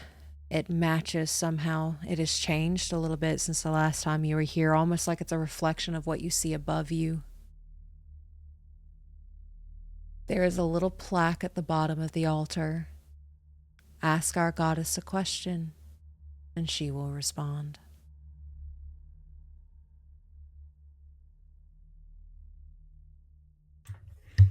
Now, this looks familiar. Isn't this where Ruin asked a question before? Yeah, I think so. And if I remember, it was only one question. Yes. And we have a lot of questions. How do we find the most important one?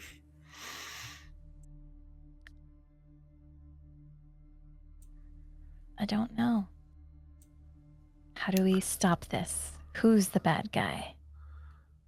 Oh, I want to ask a broad question, but I'm wary of getting a broad answer or a vague answer in that sense. Yeah. How do we stop this? What is this? What are those multiple parts to it? What are those multiple bad guys, so to speak? I think there are. I think there's the Order and those that lead it, and whatever clawed its way into the realm. I think they're aligned as long as it works out for them. See, Pierre seems to think the same as well, but anyway, I'm veering. The best question to ask, huh?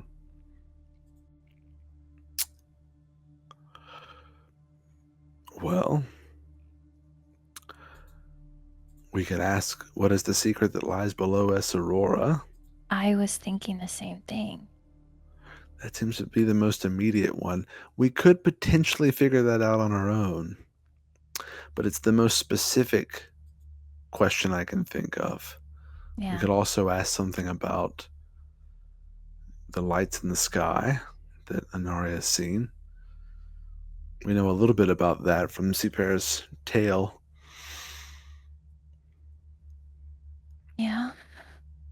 I don't know a lot of the specifics of that, though, except to ask, how do we stop it?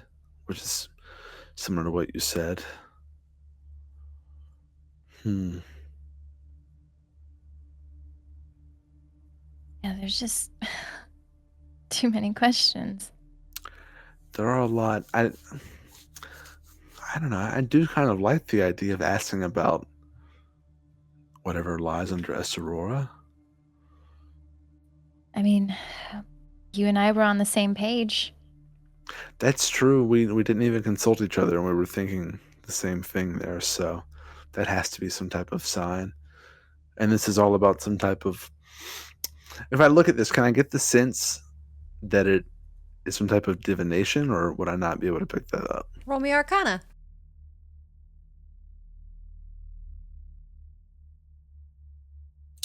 19. With a 19, you know this is a divination spell. After learning how it works last time, the way that the runes and the stars and the planets are all aligned, and then there's this gap in the center of a star that's missing that you're able to walk up onto. It creates a pattern, and with that pattern it is able to ritualistically cast that spell and send it up to the god Lunaris, and she can give you an answer. But we wouldn't know that it's going to Lunaris. With being here before, and, well, Velphie might. Stars, planets. You just read a Codex of Gods. And I did put it in your secret channel. Oh, you did? Mm-hmm. Oh, look at that. Yeah. It's right there. Okay. So could I put together that this might be Lunaris? Or is that too... It says goddess, but just to be fair, we can do a straight up, trying to think of what would be the best for this.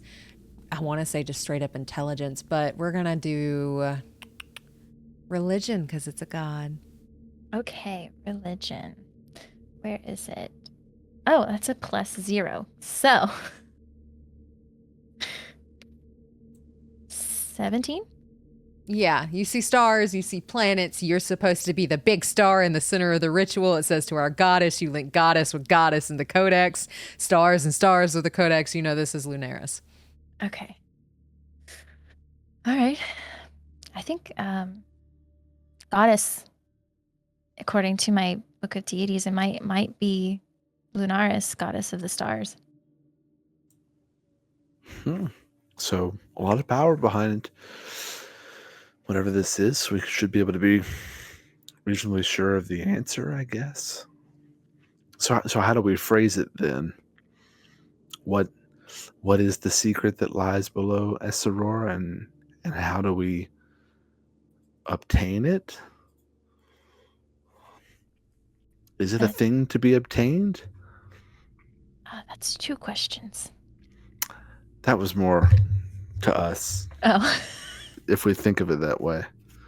What if we just say one big long run-on sentence? Maybe the gods isn't good with grammar. Grammar, yeah, exactly. Yeah. Bunch of semicolons.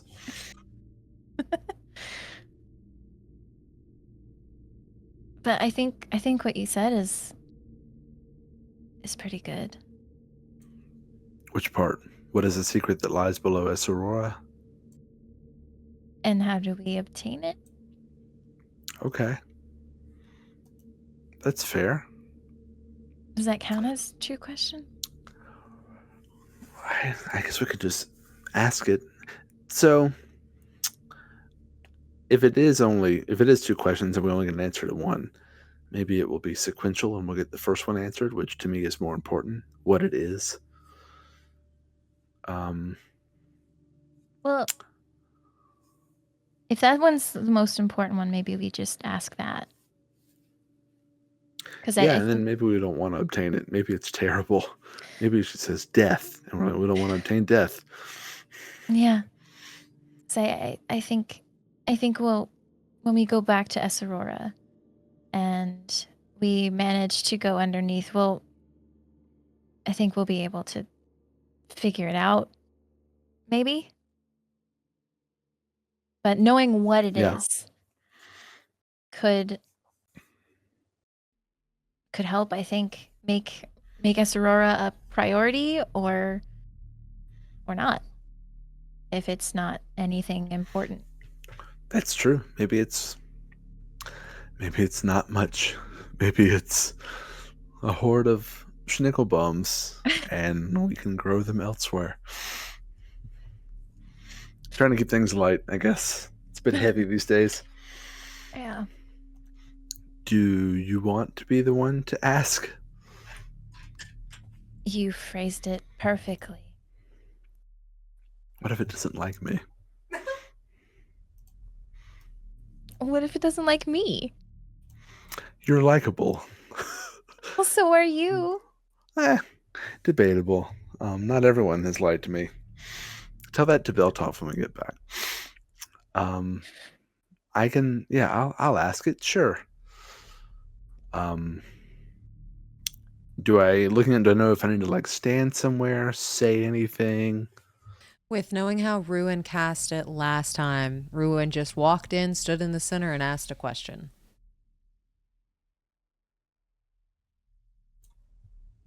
So I'll walk into the center of it. I'll sort of sit for a minute and see if I feel anything. As you're just standing there, you don't feel anything at the moment. And I'll say, what is the secret that lies beneath Esarora?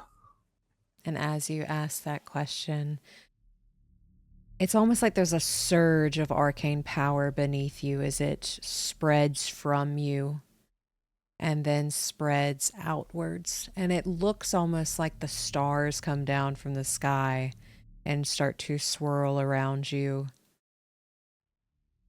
I need you to go to whispers. As the stars come down and they start swirling around you, what is the secret beneath Esarora?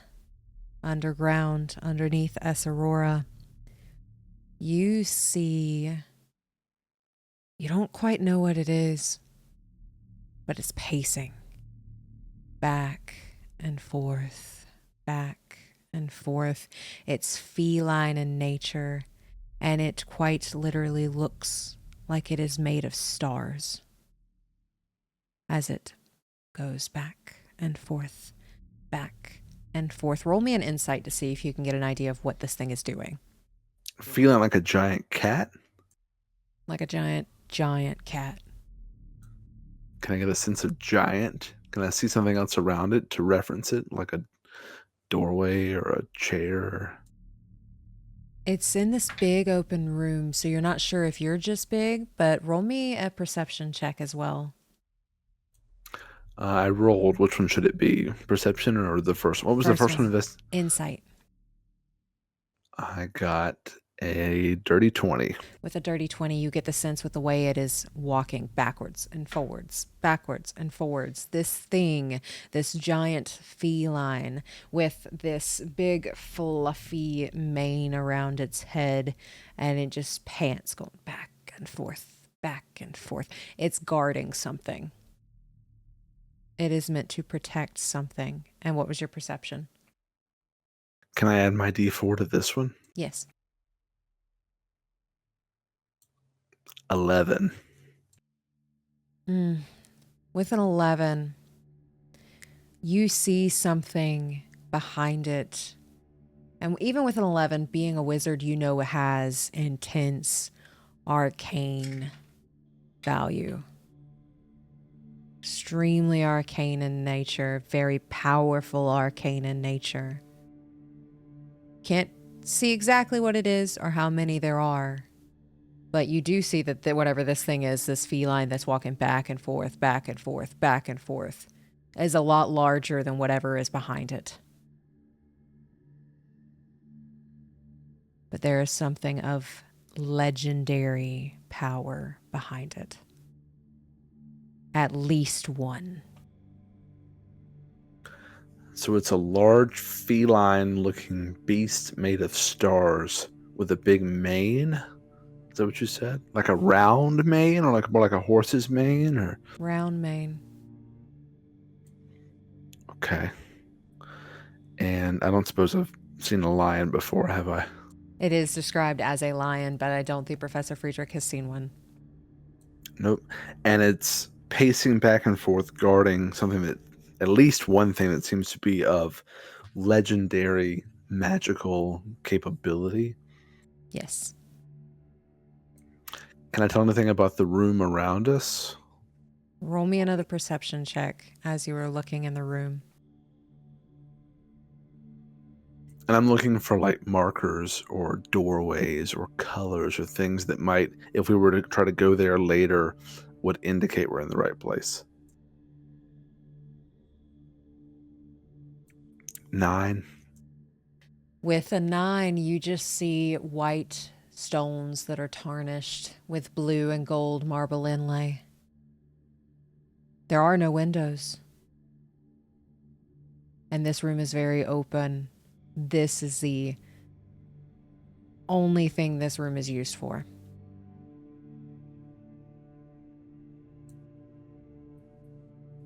Okay.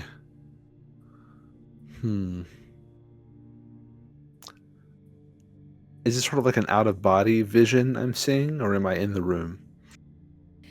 You are in the room, but it's not as if you can't walk. You get the sense you don't have a freedom of movement that you could just move around. Right.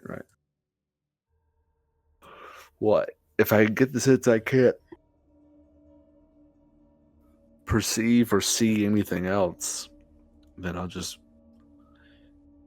make note of what it is. How long do I get to stay here and watch this thing? It doesn't do the same thing the whole time. It does the same thing the whole time until everything starts to fade. And then that feline turns its head to where you were just looking. And it snarls. And as it snarls, roll me a perception check. Perception is not my greatest. Come on. No, 9 again. With a 9, it just snarls.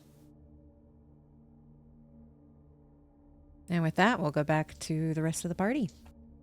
And that vision fades for you, Professor Friedrich. Am I back where I was? You are. And then you see the light from this altar just dissipates and goes back up to the sky. Are we still in this nighttime place? Or does it fade as well? You are still in this Feywild nighttime place. And Velphie, this took less than a second. Oh. You saw a just quick burst of light and that's it.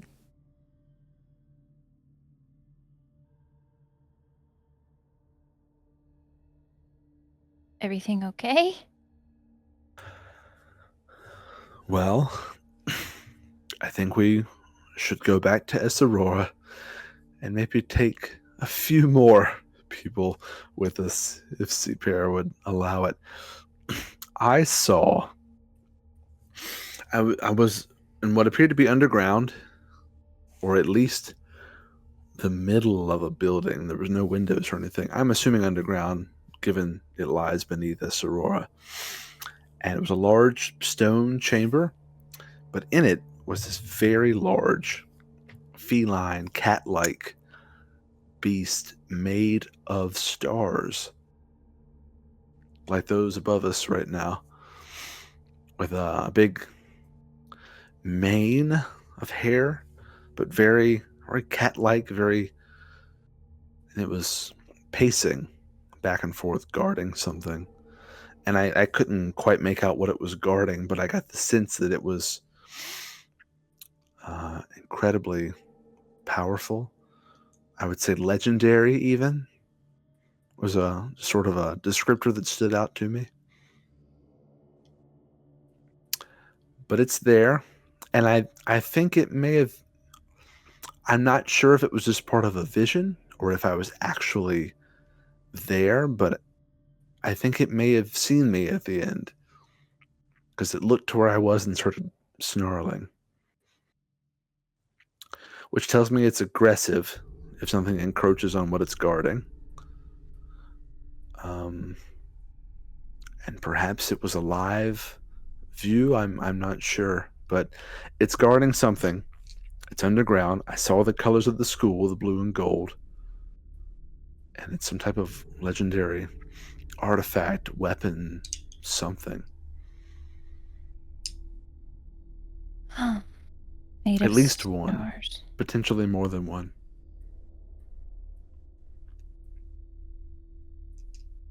Have you ever heard of anything like that? Ever read anything about a giant cat made of stars? You know, I don't think I have. Me neither. Didn't ring a bell. I don't think so. Not even the cat. It didn't look like a typical house cat or anything. Or even like a cougar or mountain lion you may see out around Sydonea. It was it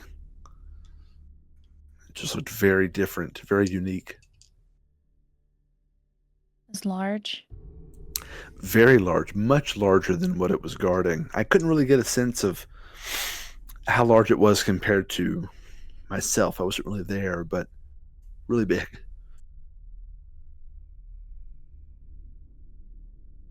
Great.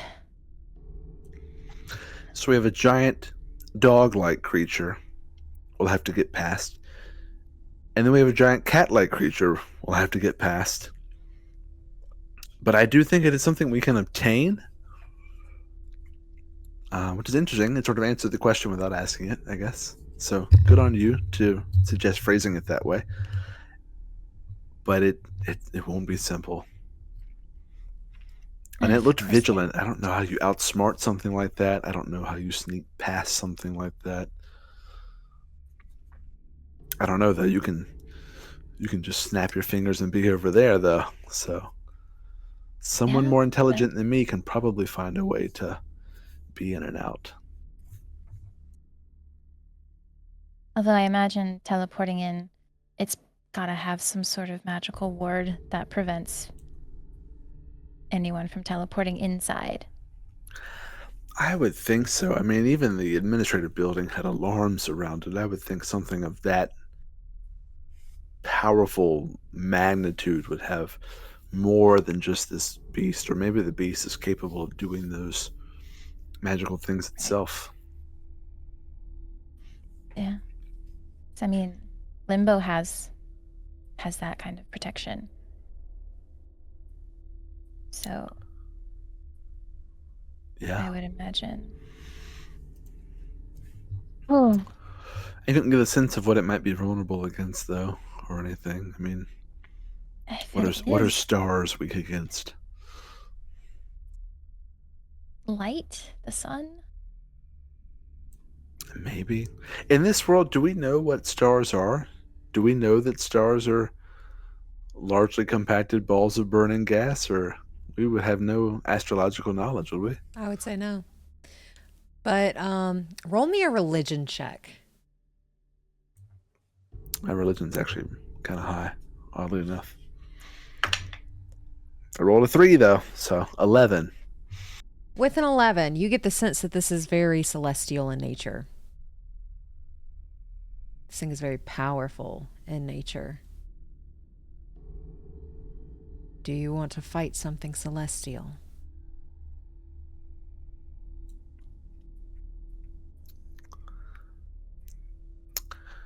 Generally, I don't want to fight something celestial. Generally, I don't want to fight at all if I can avoid it. But, I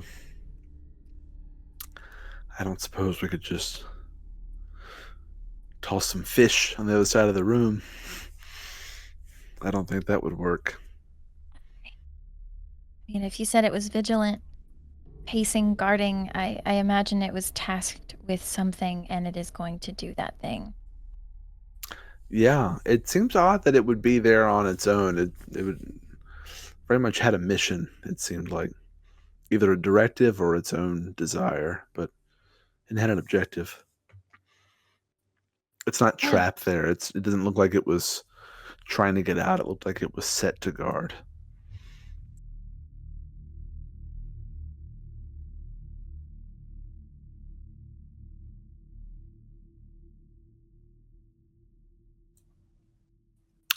So I'm not inclined to fight things we don't have to, but I have to find a way to outsmart it, or I don't know. Being that it's celestial, would it be correct in any way to assume it is intelligent or sentient beyond like animalistic levels, or is that a non sequitur? Does it not carry? You didn't roll very high on your perceptions. No, I didn't. And with that, I'm going to say you don't know yet.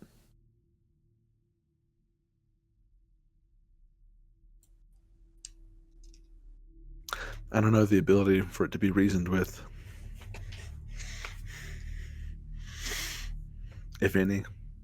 Yeah. I mean, we couldn't reason with the elven guy at all. We had Well, we no didn't chance have- to talk. Yeah. But maybe you said it saw you at the end. Perhaps if it was intelligent, it would have said something rather than just growl. Yeah, that's a good point. I can't be certain if it saw me or just sensed something in that part of the room, or I don't know. It didn't immediately pounce at me. Perhaps it has an affinity for whatever celestial magic is nearby, and with this being Lunaris, goddess of the stars, perhaps it was able to tell. Yeah. I mean, I don't know. now that we've sort of communed with this goddess, I wonder if I don't know. I wonder if we could. Clearly, I think the magic here is dissipated, but is there another way to communicate? You can speak to a god whenever you want to, right? If he wants to talk to me. And Does he know Lunaris?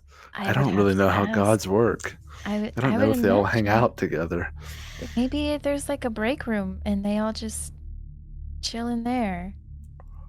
Stranger things have happened, so And as you say, stranger things have happened. You see your viewpoint switch. The world starts to film dissolve back. And that sweet smell disappears. The colors are grayer. As you are now back in whatever plane you are currently in. it's a shame. I kind of like that one. At least that part. I don't know if you remember those little weird guys with the feet. I remember the feet. I do. I also remember that beautiful woman we met too. It was interesting. Yeah. V. Yeah, what a name. One letter. I think it was one letter. Maybe it was like VEE or VII. Who knows? I didn't ask her to spell it. It's kind of odd Yeah. to ask someone how to spell V. It might make me seem very unintelligent. Yeah. I don't know. I kind of imagine VEE, but yeah. This is very off topic, but there's a little trick I picked up from meeting so many students over the years. If someone introduces themselves to you and you don't remember their name, act like you're going to write something down for them and ask them how they spell their name. Like it may have some sort of odd spelling. But then you have to figure out what to write. Like you're going to write down your address for them or a gift or something. I don't know. I've done it a lot. It's a good idea. I It think can it works. backfire Yeah. sometimes, yeah. It could work. That's a good point. It's odd when you ask someone how to spell their name and they go, oh, it's just Bob, B-O-B. But it could work sometimes. Maybe it'll come in handy one day. B. That's true. It could have been Bob. Bob. Bob. Anyway, if you're ever unsure, if you ever forget someone's name, that can be a cheeky little way of finding it without admitting you forgot it. All right, noted. I will keep that in mind for when I need it. Anyway, back to the celestial cat guardian. Yeah. I wouldn't have read anything in the Realms book about celestial beings or... To celestial realm, you know that they are like, it's very brightly lit balls of light that just kind of roam. But other than that, not too much is known on the celestial realm. Okay. Seraphim is said to be where the angels fall.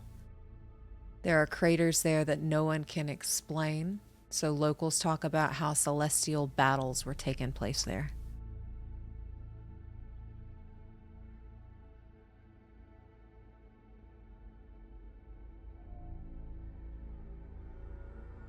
Okay.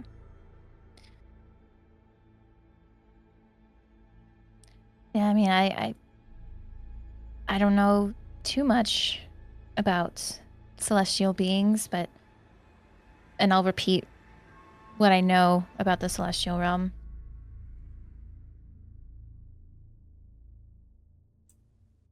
I don't know what that does. I mean, it's interesting history or information, but I don't know how it guides.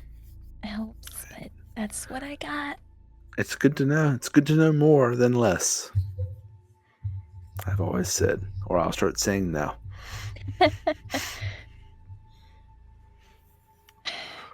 Well, Maybe someone at Limbo knows more. perhaps. Seaparrot gave us the puzzle, riddle, mystery. Maybe it'll ring a bell with someone.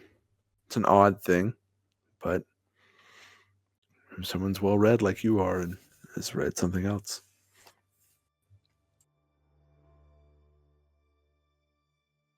Yeah.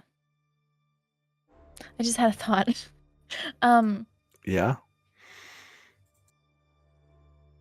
With what Ruin has told us,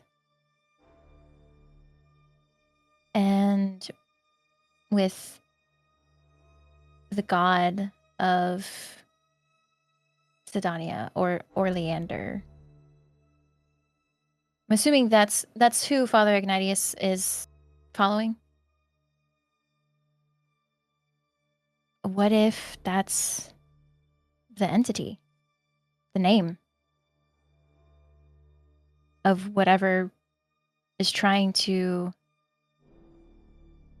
get in? And what was that name again? Orleander? Orleander. I hadn't heard it before Velphie shared anything, had I? If you've gone in the temple, yeah, you probably hear it around town too. Like it's a big thing in Sidonia. But real quick, Velphie had a conversation with Ogma, and he said that the entity was named Erebus. That's right. That's right. I thought that there was something that wasn't clicking. Okay. Cool. I also thought you said Oileander, and I was like, that would totally fit for Ignatius.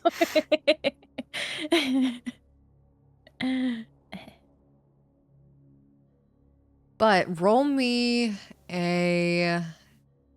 Let's do, since it's a god, let's do another religion check for this one.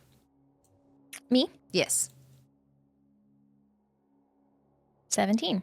With a 17, Orleander and Erebus may be connected.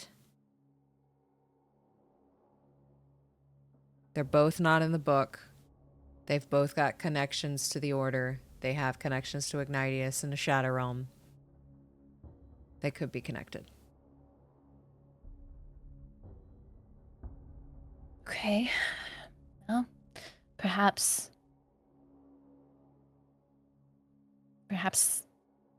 the god that Father Ignatius worships is connected to this entity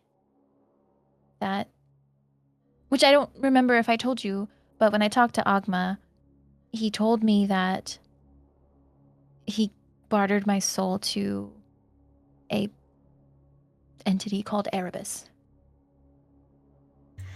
I think Velphie did share that, didn't she? Yeah, because we had a conversation about souls and That's when I Okay. shared about the rituals and stuff. Yeah, but no, that's Yes. I had Okay. not remembered. So, it's possible that Orleander and Erebus are related in cahoots. Maybe.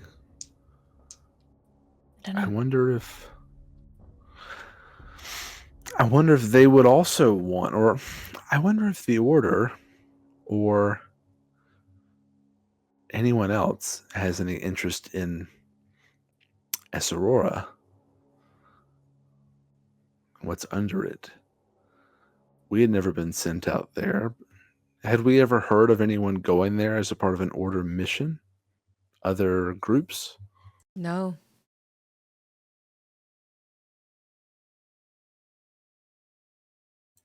Had we I heard mean, anything about it at all? Like they told people not to go? Well, I guess you couldn't really leave Sydonea unless you were in the Order, and then you had to follow orders while you were gone. Yeah, as far as you know, no one's ever had orders to go past that mountain range. As far I as you mean, know. what better way to keep a secret than to not allow anyone to go? Well, Right. yeah, I mean, they didn't really let anyone out of Sidonia unless you were out on official business. So Right. they kept everyone corralled in a nice little cage. So perhaps whatever is down there does have the power to counteract whatever is going on. Otherwise, why would they be? Yeah, perhaps the Order doesn't know about it. Roll me a history check. Both of you. But 16. Dirty 20. With both of those, be the light that drives out the shadows is what was originally told to you. You just saw a being of starlight. Light. And then Siper gave you a slightly different moderation of it. Be the light that drives out the darkness. With those history checks, you always have known that that was the saying in the Order. Be the light that drives out the shadows.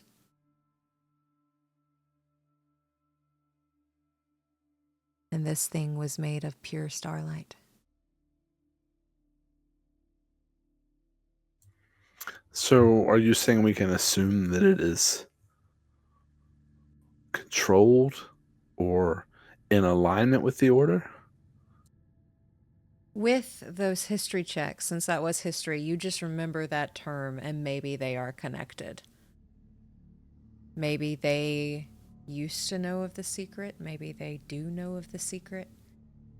Maybe it helps drive out the darkness that you are currently in, or maybe they're in cahoots. You do not know, but there might be a connection there. Maybe the Order doesn't want it. Doesn't want anybody involved with it.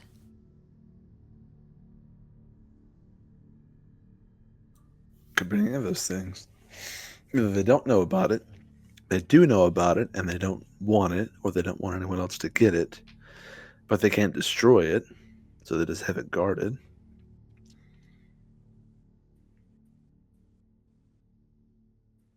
I don't know. I don't know what to make of that. Yeah. But if it's powerful, we could potentially use it It's powerful, if we can get it. but we have to consider the consequences, as you must take an oath according to the poem. And who knows what that oath entails. That is true. And if that thing is celestial, it could be an oath to a god. Those are a little tough to get out of sometimes. Yeah. Yeah.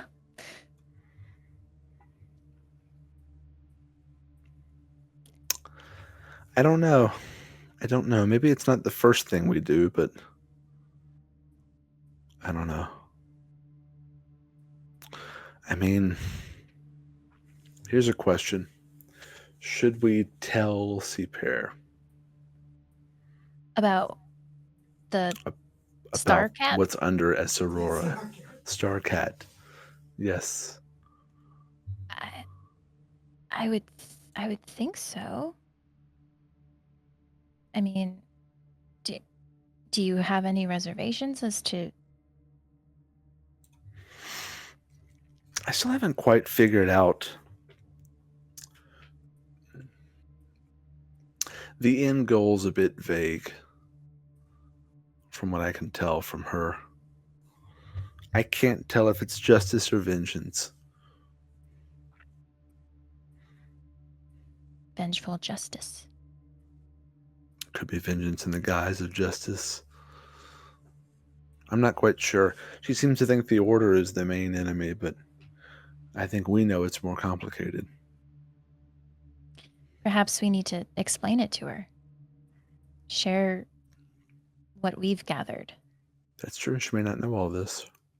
I mean, with her being in limbo for however many years she's been there, being disassociated with the Order and Sydonea, and she doesn't know what it's like there anymore. All she has is anecdotes. Unless, well, I highly doubt she's going back there herself. But Yeah. but if No, if we present the puzzle pieces, perhaps we can have help putting them together. Yeah. So I think we share what's underneath.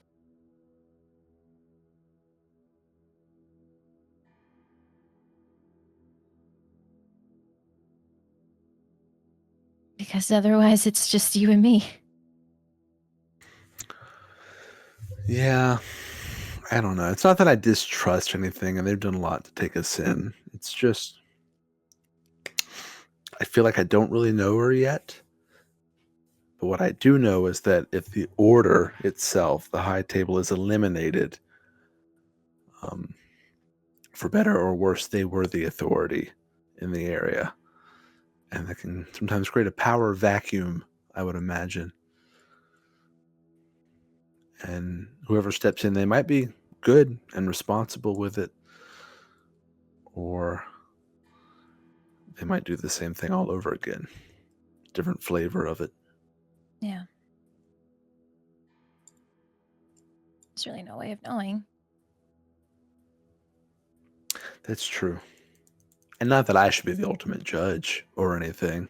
I just haven't got a full read yet. I'm uncertain. I don't know. I mean, my dad trusts her.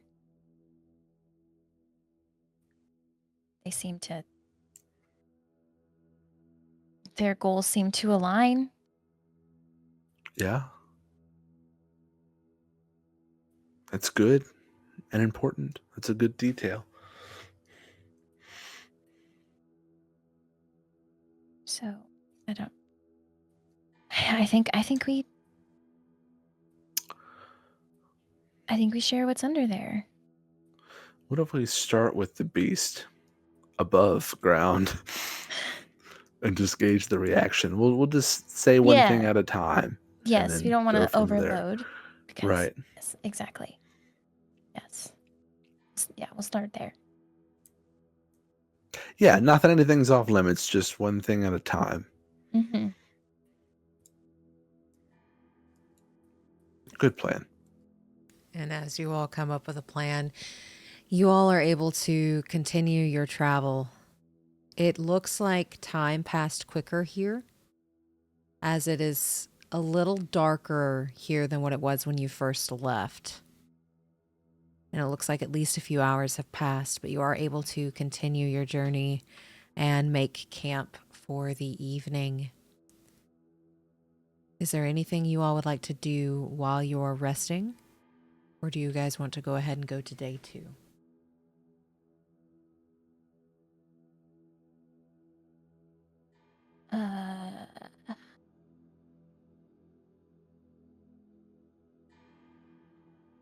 I think the only thing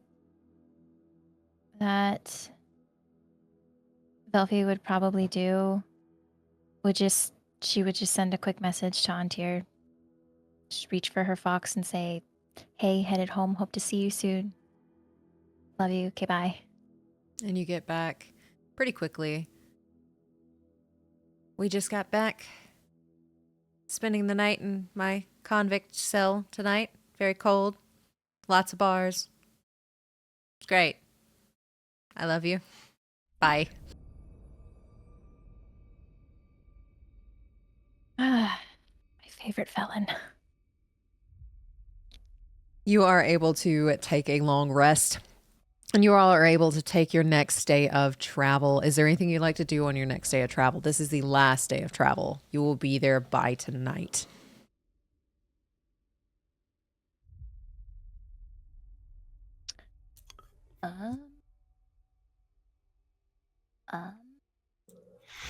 I don't think so from Friedrich's standpoint. Kind of discussed everything. We discussed the plan when we get back and how we tell things like a slow drip. And then, yes, I think Friedrich's good.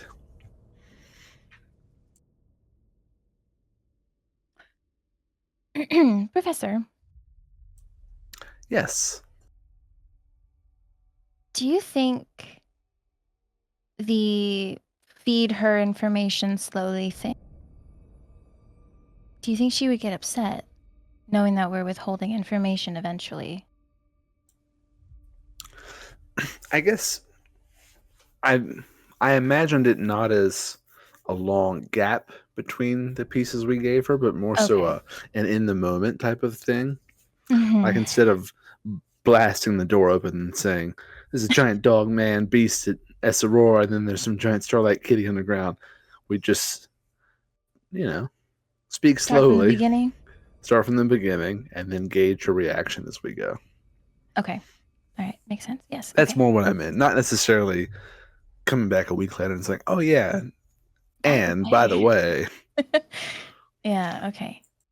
Cool. I was just wondering. I don't want to give us. I don't want to give her reason to distrust us. Yeah. I don't think we have a lot of reason to distrust her right now. It's Yeah. not like she's done something to lie to us or anything. I think it's more so, it's just Yeah. she's in a position of power, and we've seen how that can morph people. But I mean, she's been in power for however many years it's been that they've been running this operation, and I mean, she seems pretty normal. Yeah, I guess my concern is I don't know her very well, which is, again, not that I'm the ultimate judge. But also, until this attack on Sydonea, it sounds like they've sort of been on their heels for a while. And now they're finally getting the upper hand. So, I don't know. That's usually when ambition kicks in. True. Very true.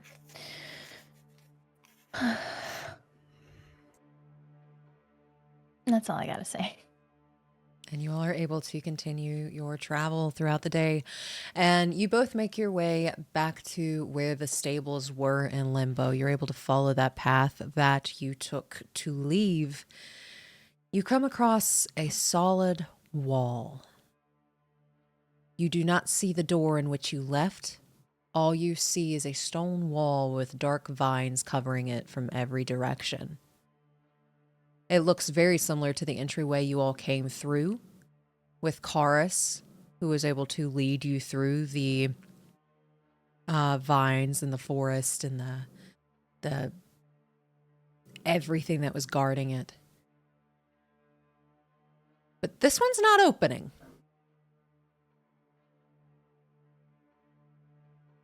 Even if I were to say Astralis.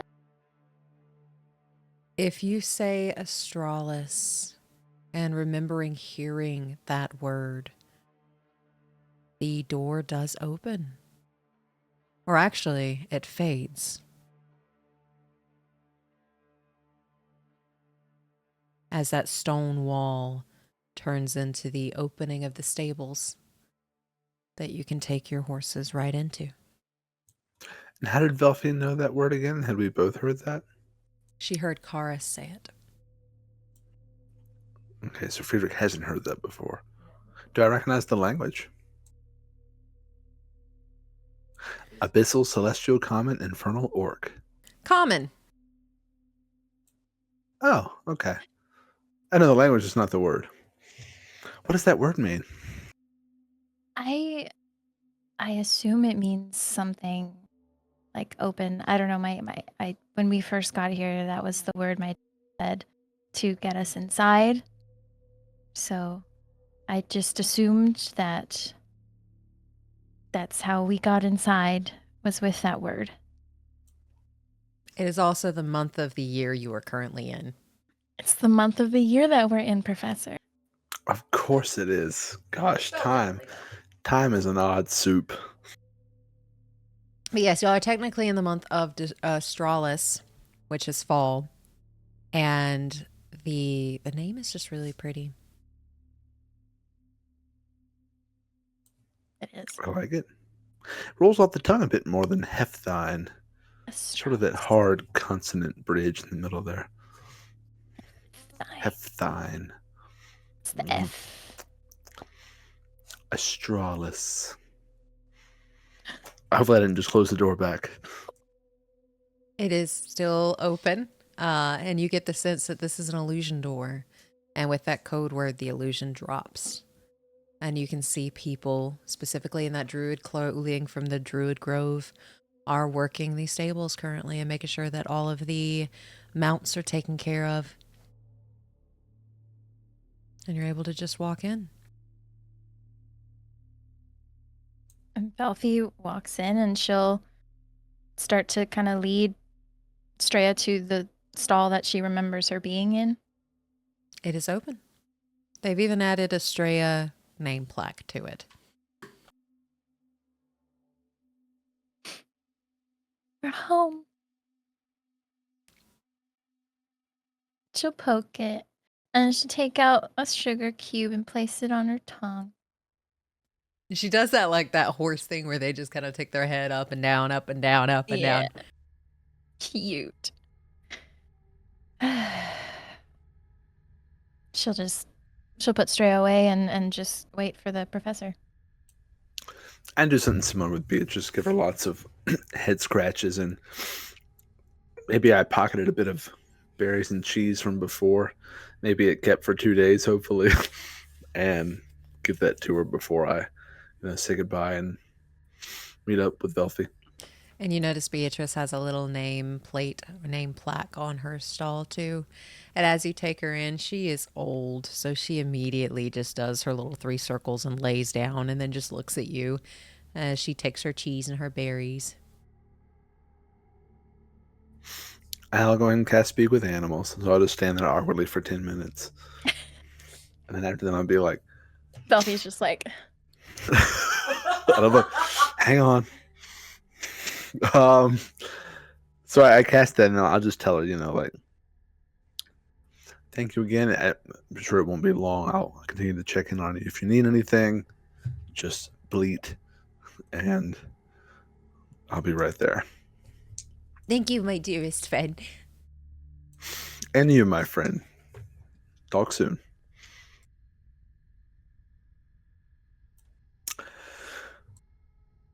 So, should we head straight to CC Pair? I guess waste no time. Unless there's someone you need to see first. Yeah.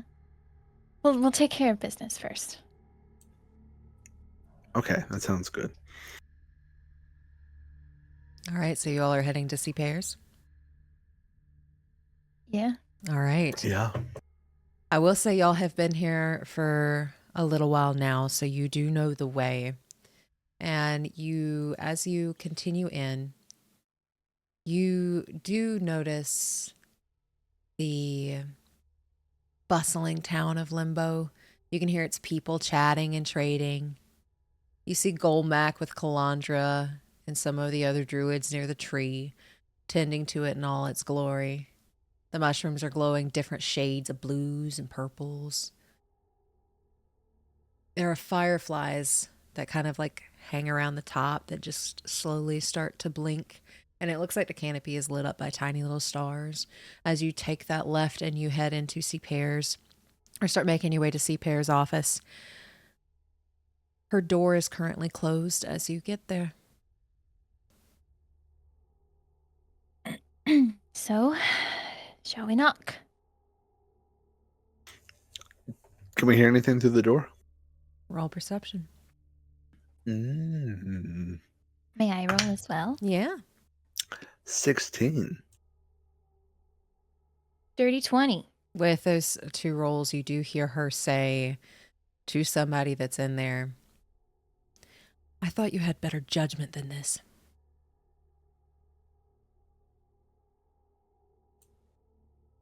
Do they reply?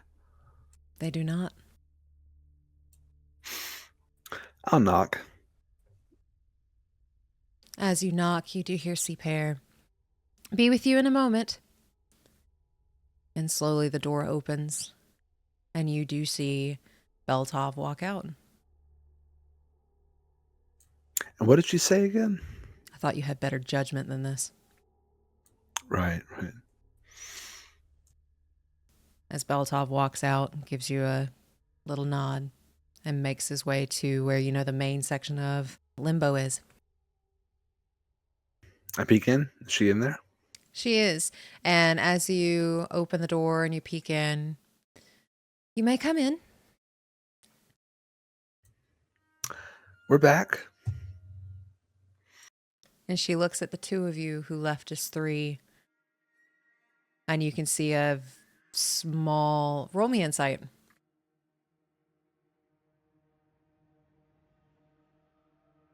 Why don't you just tell me what we were going to see? Because I rolled an 11. 10. With those numbers, you see a little bit of anger flicker across her face. And it's very quickly masked. You all were able to get in. I thought I'd have to collect you.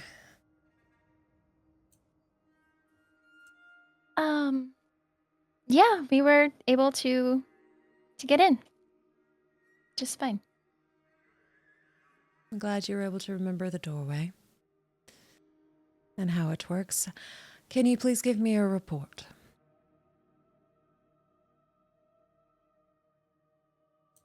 I look at Velphie.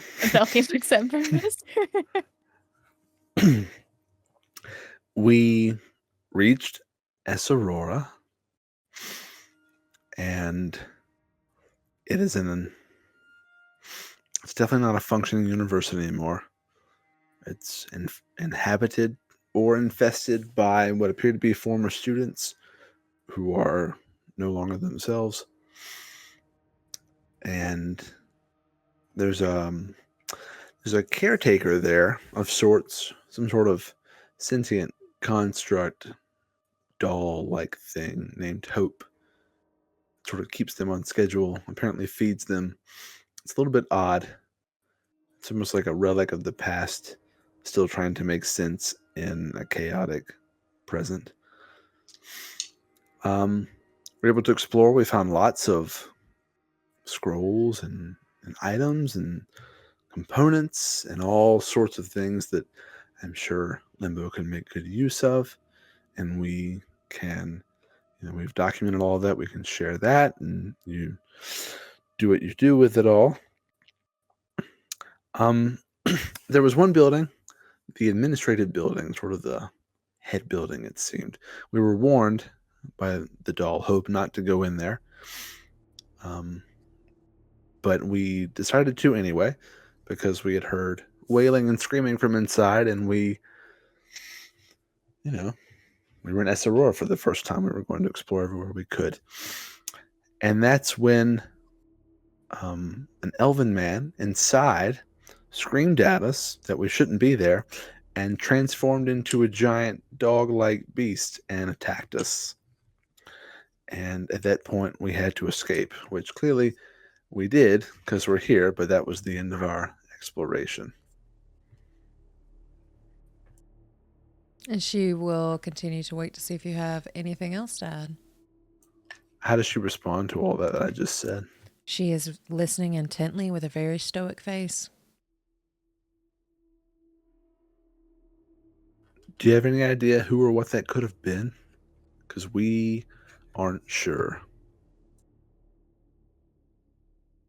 You said red-headed elf, correct? Yes, from the glimpse we got before he tore his own skin off. Not a pleasant way to go. If I remember correctly, Adrena said that Narvosc had red hair.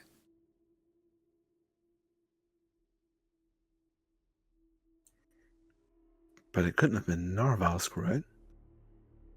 Narvosc was a professor at Esarora. It couldn't have been the Narvosc we know, but I believe I have heard that he had children. And it would make sense if his children also worked at Esarora. We did come across an office that belonged to Amelia Narvosc. So at least one of his children worked there, but this was male. So maybe his son worked there as well? Maybe. We didn't find another name. Are you familiar with Amelia? I don't know as much about the Narvoscs as Adrena did, as Eileen did. But I do know that Narvosc had children, red hair, very talented in the arcane.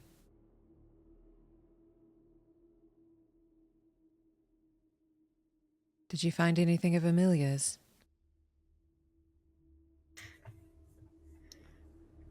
Well, Yeah. Go ahead. Going back to the Hope doll, it seems like whatever this construct was of her own creation. Something that she had made to be a source of help for students that are injured or sick. And ended up being a guardian of sorts at the very end. When it seemed like when everything started to fall, that's when Hope was brought up. Her research is incomplete. So you have seen her research. Did you make a copy of it? Because if that is something that can be recreated, maybe we could create a healer for here. Kara's great, but it would be great to have more than one. Would we have taken the actual notebook? I don't think we did. Y'all read it and left it. No, but we will end up having to go back. So we can pick it up along the way. So there's more to be had at Esarora. Well, we didn't defeat the beast. We don't know what's in the administrative building. And your poem is incomplete. But you did find the second part, which is getting us closer to what that poem may mean. I think there's a third piece around the university somewhere. Okay. So it might actually have some merit to it. Well, with this beast, did you find any vulnerabilities? Anything that it's immune to? Anything that for when we go back, we could have some kind of materials ready to go? Yeah, it's vulnerable to fire. Okay, I will let Hera know. And I'll let Evie know. Yes. Wasn't it also weak to lightning? Or resistant. Strong, resistant to lightning, yeah. So lightning doesn't work as well against it either. And she starts taking notes. Very, very detailed notes of everything that's like you were saying about this beast. And it is hostile. There's nothing you can do to talk it out of its hostility. We didn't have much of a chance to even try. As soon as he turned, he attacked. Well, I'm glad you're safe. I'm glad you retreated. It's better to retreat and live another day than die and not to have another chance. Do you think we should go back? Do you agree with this? It sounds to me like you are serious that there is something else at Esarora, and if you believe that there's something else at Esarora, then yes, I do believe we should go back. This is our first time being able to send someone directly into Esarora, that we've had the extra resources to do so, so I thank you all for tackling that. Do you want us to pick up Amelia's writings next time? You seemed interested in creating something like Hope, but it's an odd thing. Odd is not always a bad thing.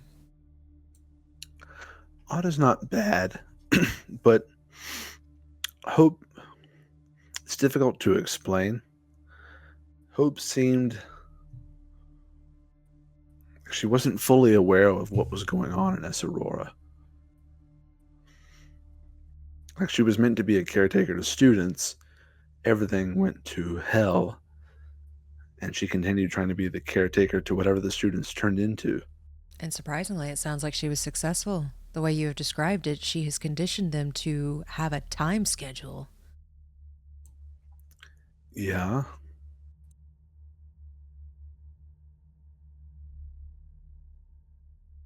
She conditioned something that we did not think could be conditioned. It may be odd, but that's not necessarily a bad thing. I don't think it's bad. I just, I don't know. Something seems off about creating something sentient and then sort of giving it a directive it can't refuse.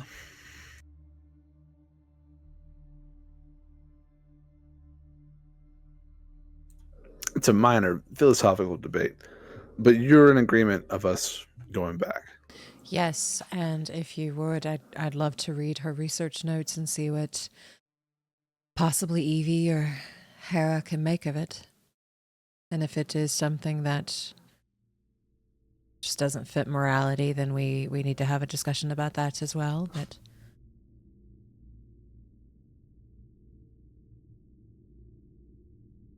I do believe you need to go back. I would love to send you back. With assistance? Yes, because it does sound like this was a rough one. I do think there is something to this, and I would like for you to go back to Esarora in a week's time. I think with another skilled member, you can find what lies in Esarora, what is in waiting the rest of the poem. I have the person in mind, but she is not here at the current moment. Okay. There's one more part to all this, which is possibly hard to believe because it was sort of divined to us, which place whatever faith in that you choose to.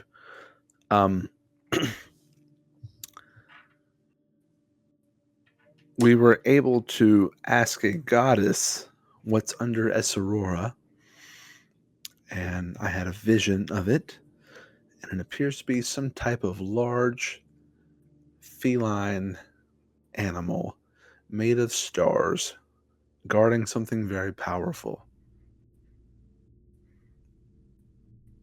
which the parts of the poem that we have seem to allude to. I don't take much stock in gods, but if you believe that there is something to this,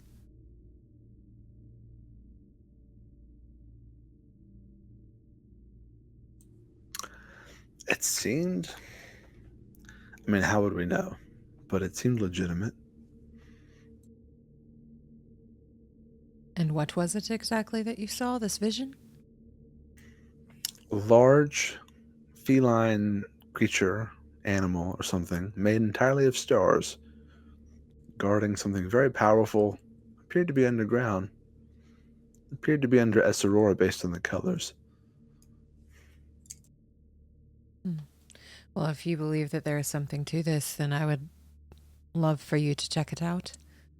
Maybe it could be of use to us. You ever heard of such a thing? A creature made of pure stars? Never heard of that myself. I have never heard or seen anything like that myself, but the world has never done surprising. It's sort of the opposite of what you would expect in our day and age, where everything seems to sort of have an air of darkness around it. This thing's made of pure stars. Be the light that drives out the darkness, adventurer. Maybe there's something to that. It's what Eileen used to tell us. It's what the Order used to tell us, but they're not as great as they seem.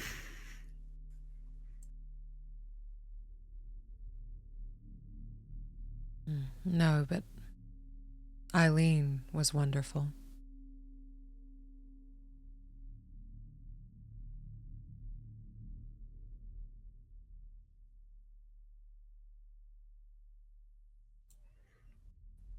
Well, we'll have to get past whatever that thing was in the administrative building first, which who knows if it's back in the building. It broke through the building, chasing us out of it. So it could be anywhere near Esarora, stomping around. We're not quite sure. We didn't really look back. It was a very close call. Also, it's Elena, not Eileen. Sorry about that. I was like, It's Elena. just very, very quickly, while this is happening, Velphie's going to send a message to the professor. Do we mention the purple and green light?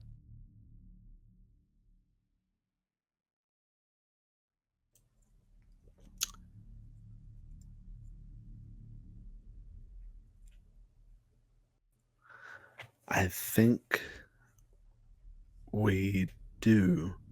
Honoria just didn't want them to know where she was, right? But didn't care if they knew she was out there. And Velphie will kind of shake her head. Yes. Okay. And I'll start by saying we also heard rumor of bright purple and green lights in the southern sky. Roll me an insight.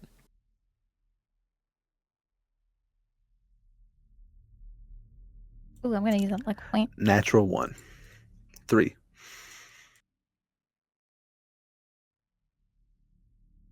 14. 14. All right, so as she's responding to the thing you said previously, if it's out and about, maybe you could sneak past it, but we'll make sure that you are supplied well enough to handle it. And then you mentioned the green and purple light. Professor Friedrich, you don't catch it, but Velphie, you do. It's almost like her breath catches. And it's almost like she can't quite breathe for just a moment. Can't quite see it on her face, but you can tell, like, in her shoulders, her breathing becomes a little bit ragged. Purple and green light, you say? From Yeah. where? From the direction of Ashenward. So it's happening again. It sounds like it started happening right around the time of the attack in Sydonea.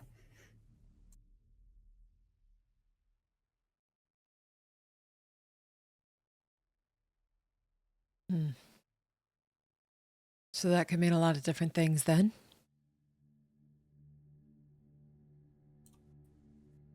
Like what? What are some of these things you're thinking? Well,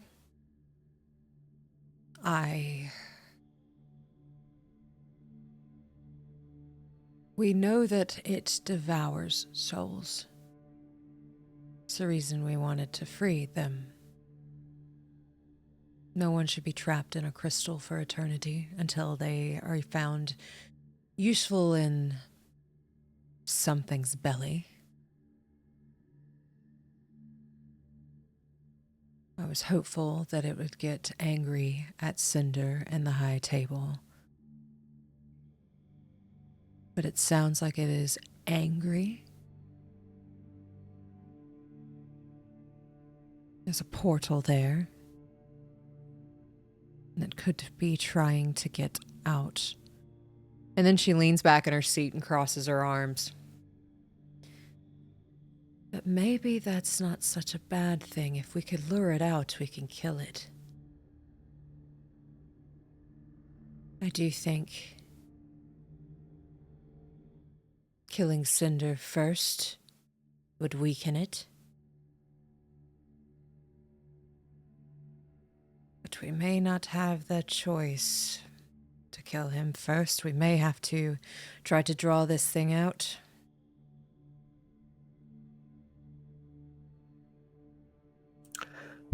If you try to draw it out, how can you be certain it's the only thing that will come out? I can't. Because it sounds like, from what you've told us, and if Friedrich knows this, I think he does, but correct me if I'm wrong, Narvosc played with that fire before and got burnt. Narvosc tried to mix himself with whatever this thing is. He tried to create a weapon. I want it gone. But he opened the door to it. And it's not some wild animal. It seems to be very intelligent. I believe its name is Erebus. Erebus. So it has a name. It's what I think. There is power in a name. At least I've heard. It gives us something to work on. So, Professor, if you don't recommend opening the door to let it out and kill it that way, what do you recommend? I'm not saying I don't recommend it. I'm saying it comes with risk, as everything does, but it seems you have a couple options. The two I can think of are lure it in and kill it, and hopefully it's the only thing on the other side that wants to come in, or find a way to close the door permanently. And that way, even if something else is on the other side, you can't get in. What if we attack on two fronts?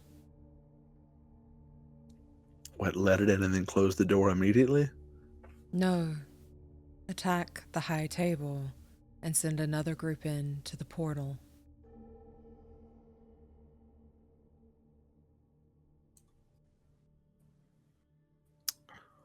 Do you know where the High Table is? We seem to know where the portal is. No, I'm working on that. I know that everyone's underground in Sydonea. That's the intel I've gathered as well. With this thing coming out of the pit.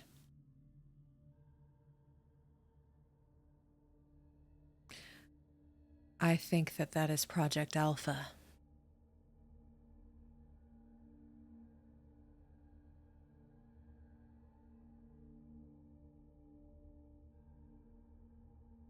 Like Beltoff's predecessor.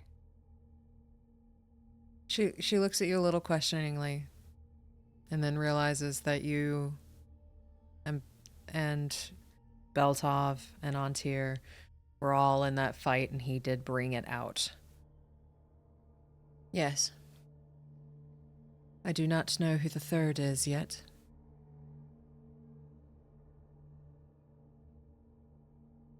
Slowly gathering intel on it.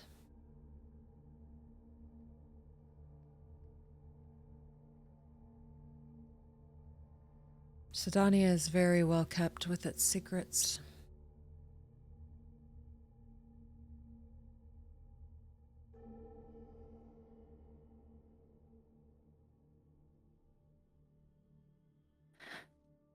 It is. There's just too many questions. Maybe what we find at Esarora will help us narrow down our options and pick the best one. Yes. Well, thank you. And welcome back home. And she pulls out these little bags and slides them to you. And you both have 500 buttons. Buttons! Oh no, what did I do? Okay, I didn't do anything. We were doing copper, right? Yes. Take a week off. Please partake in your duties, of course. While you're here, you will be paid. I'm hoping you enjoyed spending time with Hera, Professor. Hera's great. Very open with her spells. We've shared a lot of knowledge. All is well there, yeah. And I hope you enjoyed your time with Mech. Oh yeah. Tavern's great, Mech's great. It's good times. You've helped with morale around here. I think they've quite missed you since you were gone. That's nice to hear.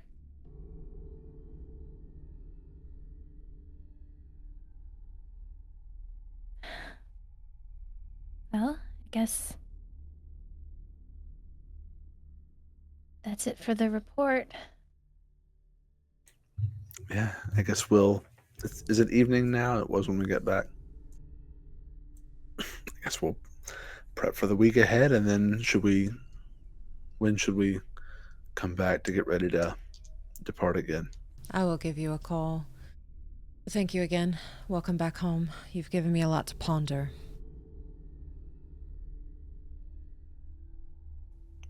If you learn anything, we'd love to know. I will keep you updated.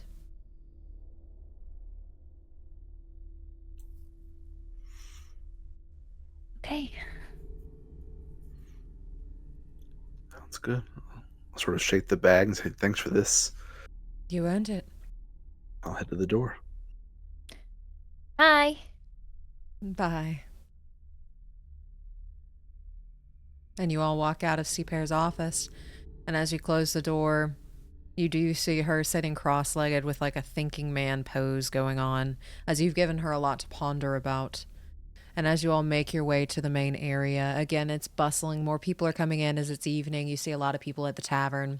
You see Kalandra and Golmack speaking near the tree. And you also see Mech and Carlil at the tavern with Antir and Beltov sitting at the bar. Oh, Velphie's gonna go over there. I think I'll go over to Golmack and Kalandra. Alrighty, we're gonna follow Professor Friedrich first. You walk over, they're standing at the tree. Kalandra's dressed in very simple clothes, kind of like the commune clothes you saw earlier, very easy to make, very simple, very cozy and comfortable, just not very fashionable. Good evening, you two. Oh, hi, you're home. And she is wearing her little necklace you gave her 3 weeks ago. 2 weeks ago. I'll go in to hug her. And like she immediately gives you like a very tight squeeze. And you can tell like she's a mom, so she's got the really good hugs, and she just gives you a really tight hug and just holds on until you let go. And I eventually will, and turn to Golmack and shake his hand. Just sort of warm greetings all around. Welcome back. Are you enjoying your time here in Limbo? It's good to be back in Limbo. I enjoy Limbo. This tree is beautiful. It's not as nice as the one in the grove, but it still has its own story and its own path. It's pretty incredible to be a tree underground as well. So, A lot of love has gone into this tree in order to make it grow. yeah. What's been happening? We've been out in the field for a week or so. How have things been here? And I'm kind of looking back and forth at both of them. Things here have been really nice. Everybody's kind. I haven't really ran into any issues. I get to do druidic stuff, which is always really nice. I'm helping grow a tree. My son is still in jail. He's talked about, he came back, when was it, 2 days ago now? He's been talking about he's a great felon. He's been telling me that a lot. That's great that I'm the mother of a felon, and I've heard that more times than I can count now. Well, I mean, laws are so interesting. He seems to be taking it in stride, though, from what I hear. Yeah, they haven't caused any. He hasn't been an issue. Everybody stays pretty far away from him, and I'm hoping that maybe I could change that a bit. Because seeing your child, be outcasted it's hard, but I understand why. But It takes time to build trust. he's a good boy. Yeah, no, yeah, I mean, he was he was open to Velphie, who really brought a lot of things to his attention, and he was very open-minded about that. Would have been very easy to just reject all of that. So, very intelligent. He is a smart boy too. Yeah, and he seems just smitten with Velphie, and she doesn't stay away from him. So, I've noticed she's not with you. no, I think she saw him over there at the bar. So, and I don't blame her. Young love. He's smitten with her too, in case you're worried. I wasn't. I got the feeling, but good to hear. At least he's open with it and talking about it and excited.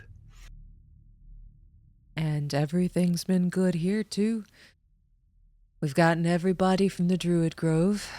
I'm sure Sydonea will send people to our grove soon. Will they have any way to trace you here? I think I've covered our tracks well enough.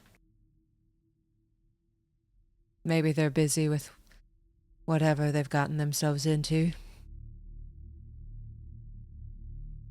Have either of you heard from anyone that you knew in Sidonia that hasn't made it to Limbo? I didn't talk to many that were outside of our circle. But I do worry for the innocents there. But we have to take it one step at a time. I haven't heard from anyone yet. But I don't really know what to do about it. Do you know if anyone new has arrived lately? You see Calandra's face sour at that.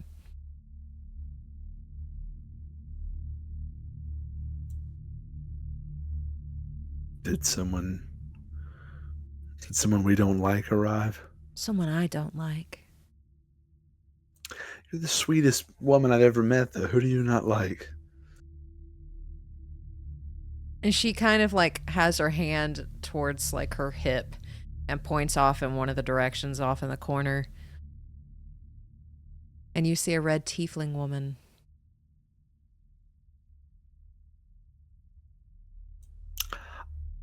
I don't know that woman, though, do I? Because I didn't go in the shop.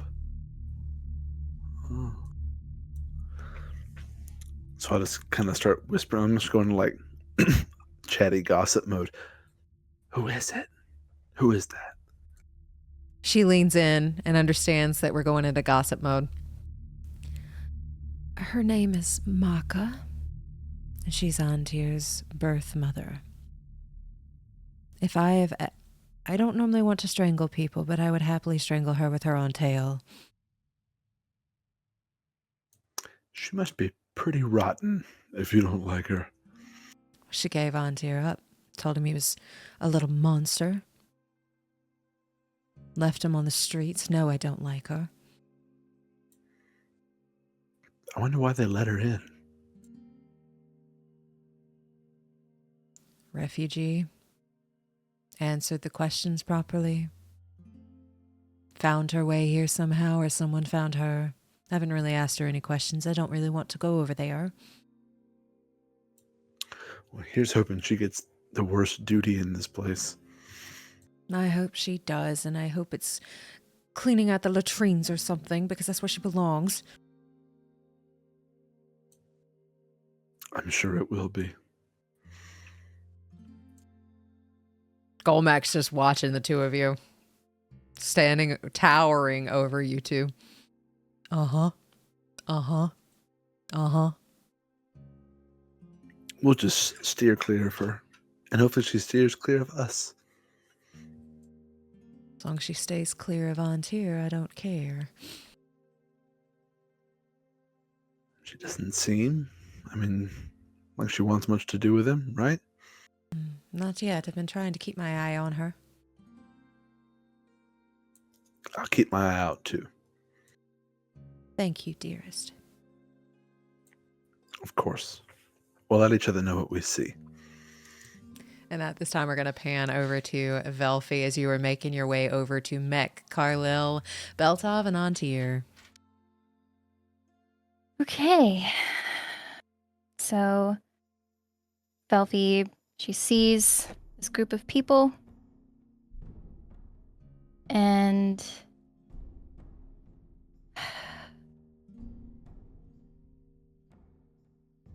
I don't know if I want to do that. It's so cheesy. Do it. Do it. Or roll for it if you can't decide. Mm. Mm.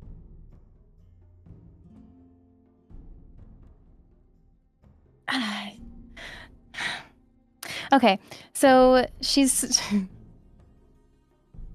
going to cast a message towards Antier, and she'll say, "Is that the most beautiful, handsome man I've ever seen?" Oh, wait, I accidentally cast message. I'm sorry. You didn't hear that. He whips around. And you could just see him do like a fuckboy lean against the counter as he telepathically talks back to you. Yeah, I am. And are you the most beautiful person I've ever seen? I think so. He gives you a little wink, and then everybody else that is around him actually like look at Antier because he just did a complete full whip around and like fuckboy stance.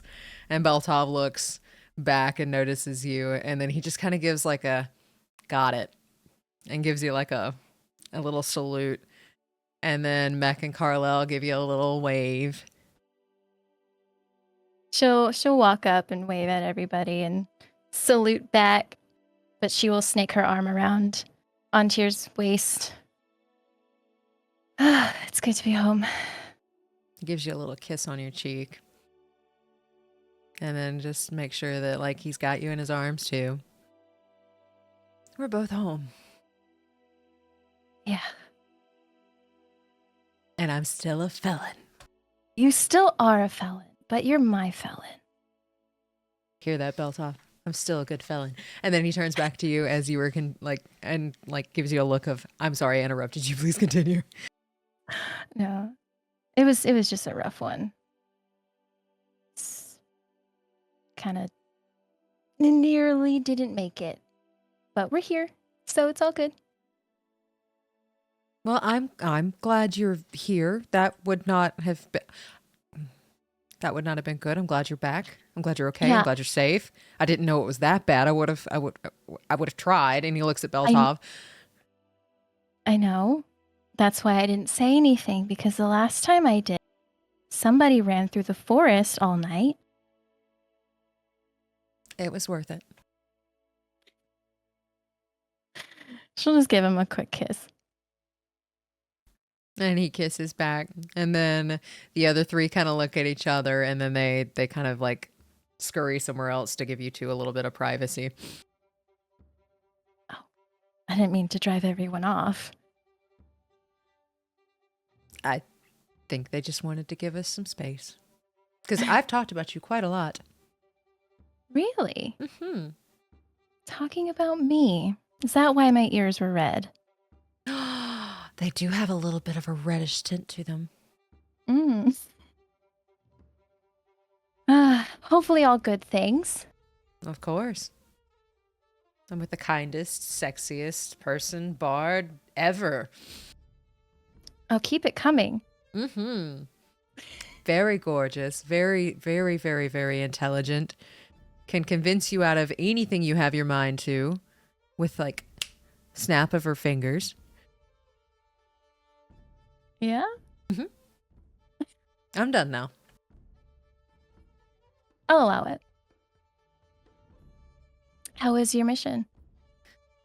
He looks at Beltov and looks back at you. It was good. We're alive. We're back. I don't think I can say too much about it. Oh.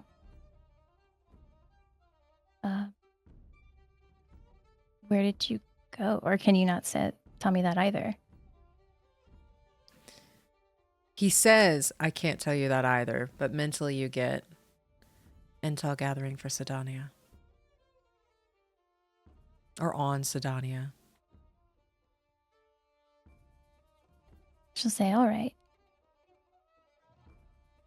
And then in her head, she'll reply, do you get anything good? And then he just kind of like gives you a very tight hug, squeezes you and says, I missed you so much. And then you hear in your head,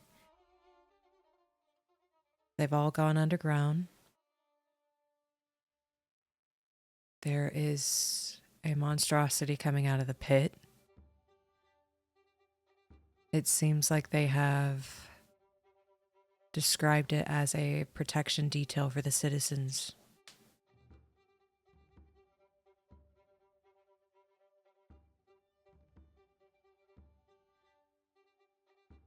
She's like leaning into the hug, just like with her face as she's pondering this.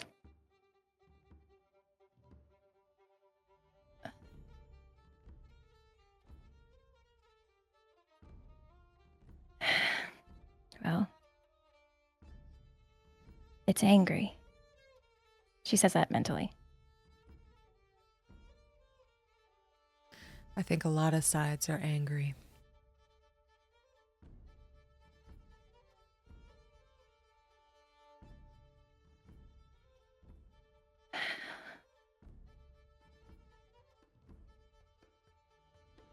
And Velphie, she'll just pull away and say, it's gonna be fine. Everything's gonna be fine.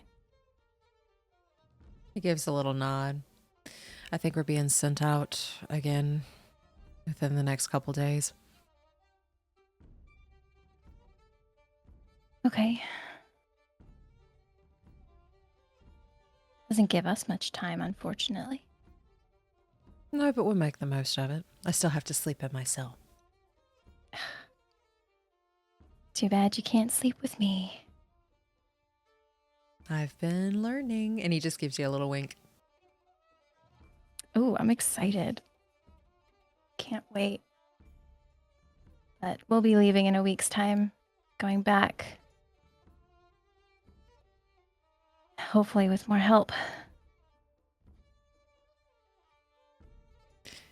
I'm sure Seapair has many skilled people that could help. That's what she said. She has someone in mind. So, Oh, that's good. yeah. Because we needed it. He looks back at you, or looks at you, and then tries to find the professor. Yeah.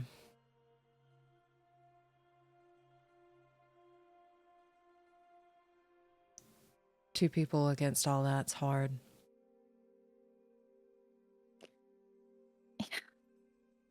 It was insane. And she'll go into detail about the schedule, how many were there.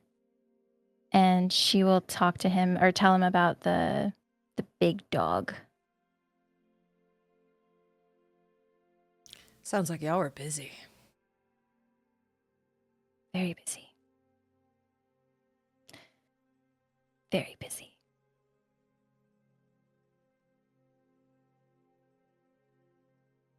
But, we came away with some good things for Limbo.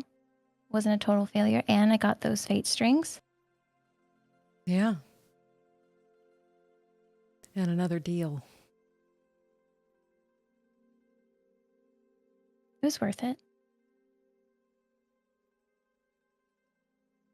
He just gives a little nod and then grabs your face and just gives you a kiss on your forehead.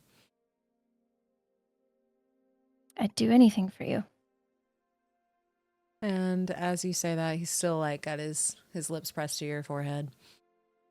And just mentally, and I would do anything for you.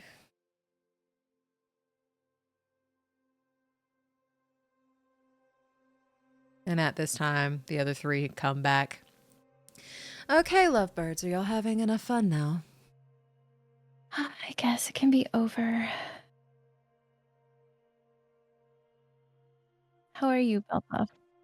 Beltov just gives as he's sitting like that cool boy stance in his chair, just leaning and rocking back. Doing fine. Doing wonderful. Yeah. Well, if you need to talk about anything, I'm always available. Or your new best friend. And she points to Antir. He looks at Antir for a second. I guess you're not that bad. And he looks at Velphie. Do I look that bad?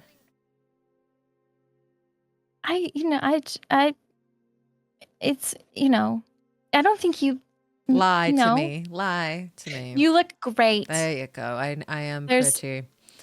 Yep. Beautiful hair, face. Not as great as that, but still good. He gives a little nod. Mech and Carlyle are just giggling in the back as Mech just kind of shrugs his shoulders.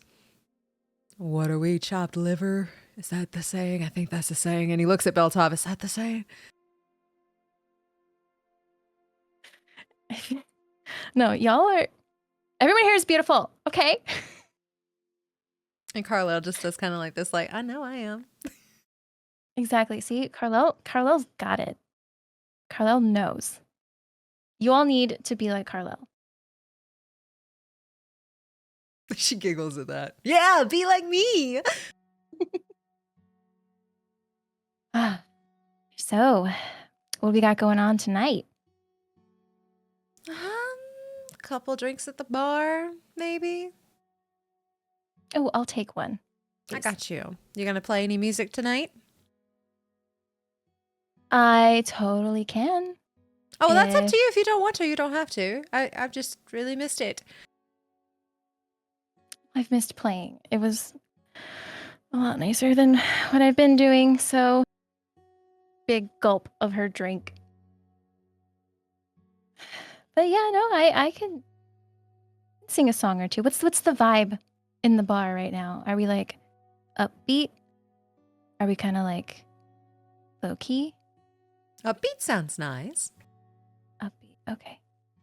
So she will, I guess, does she have her? I mean, she didn't stop anywhere. Maybe she put it in her bag of holding. Will you allow that? Okay.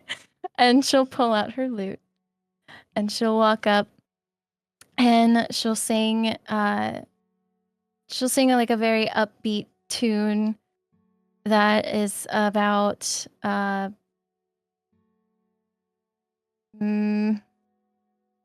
falling in love.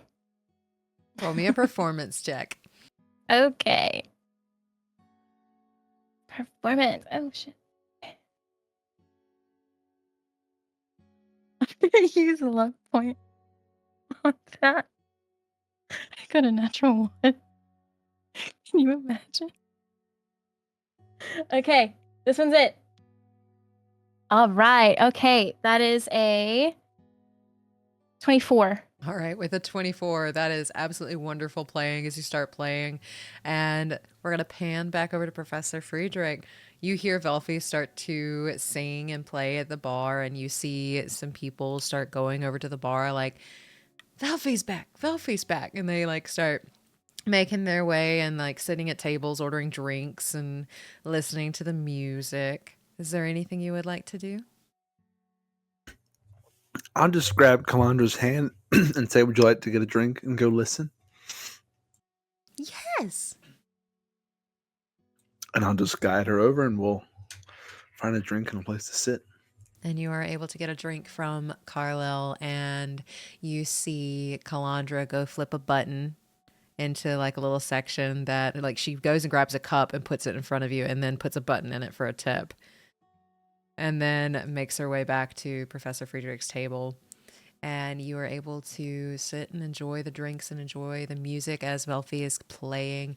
Velphie, you get 5 buttons for a tip on your music playing.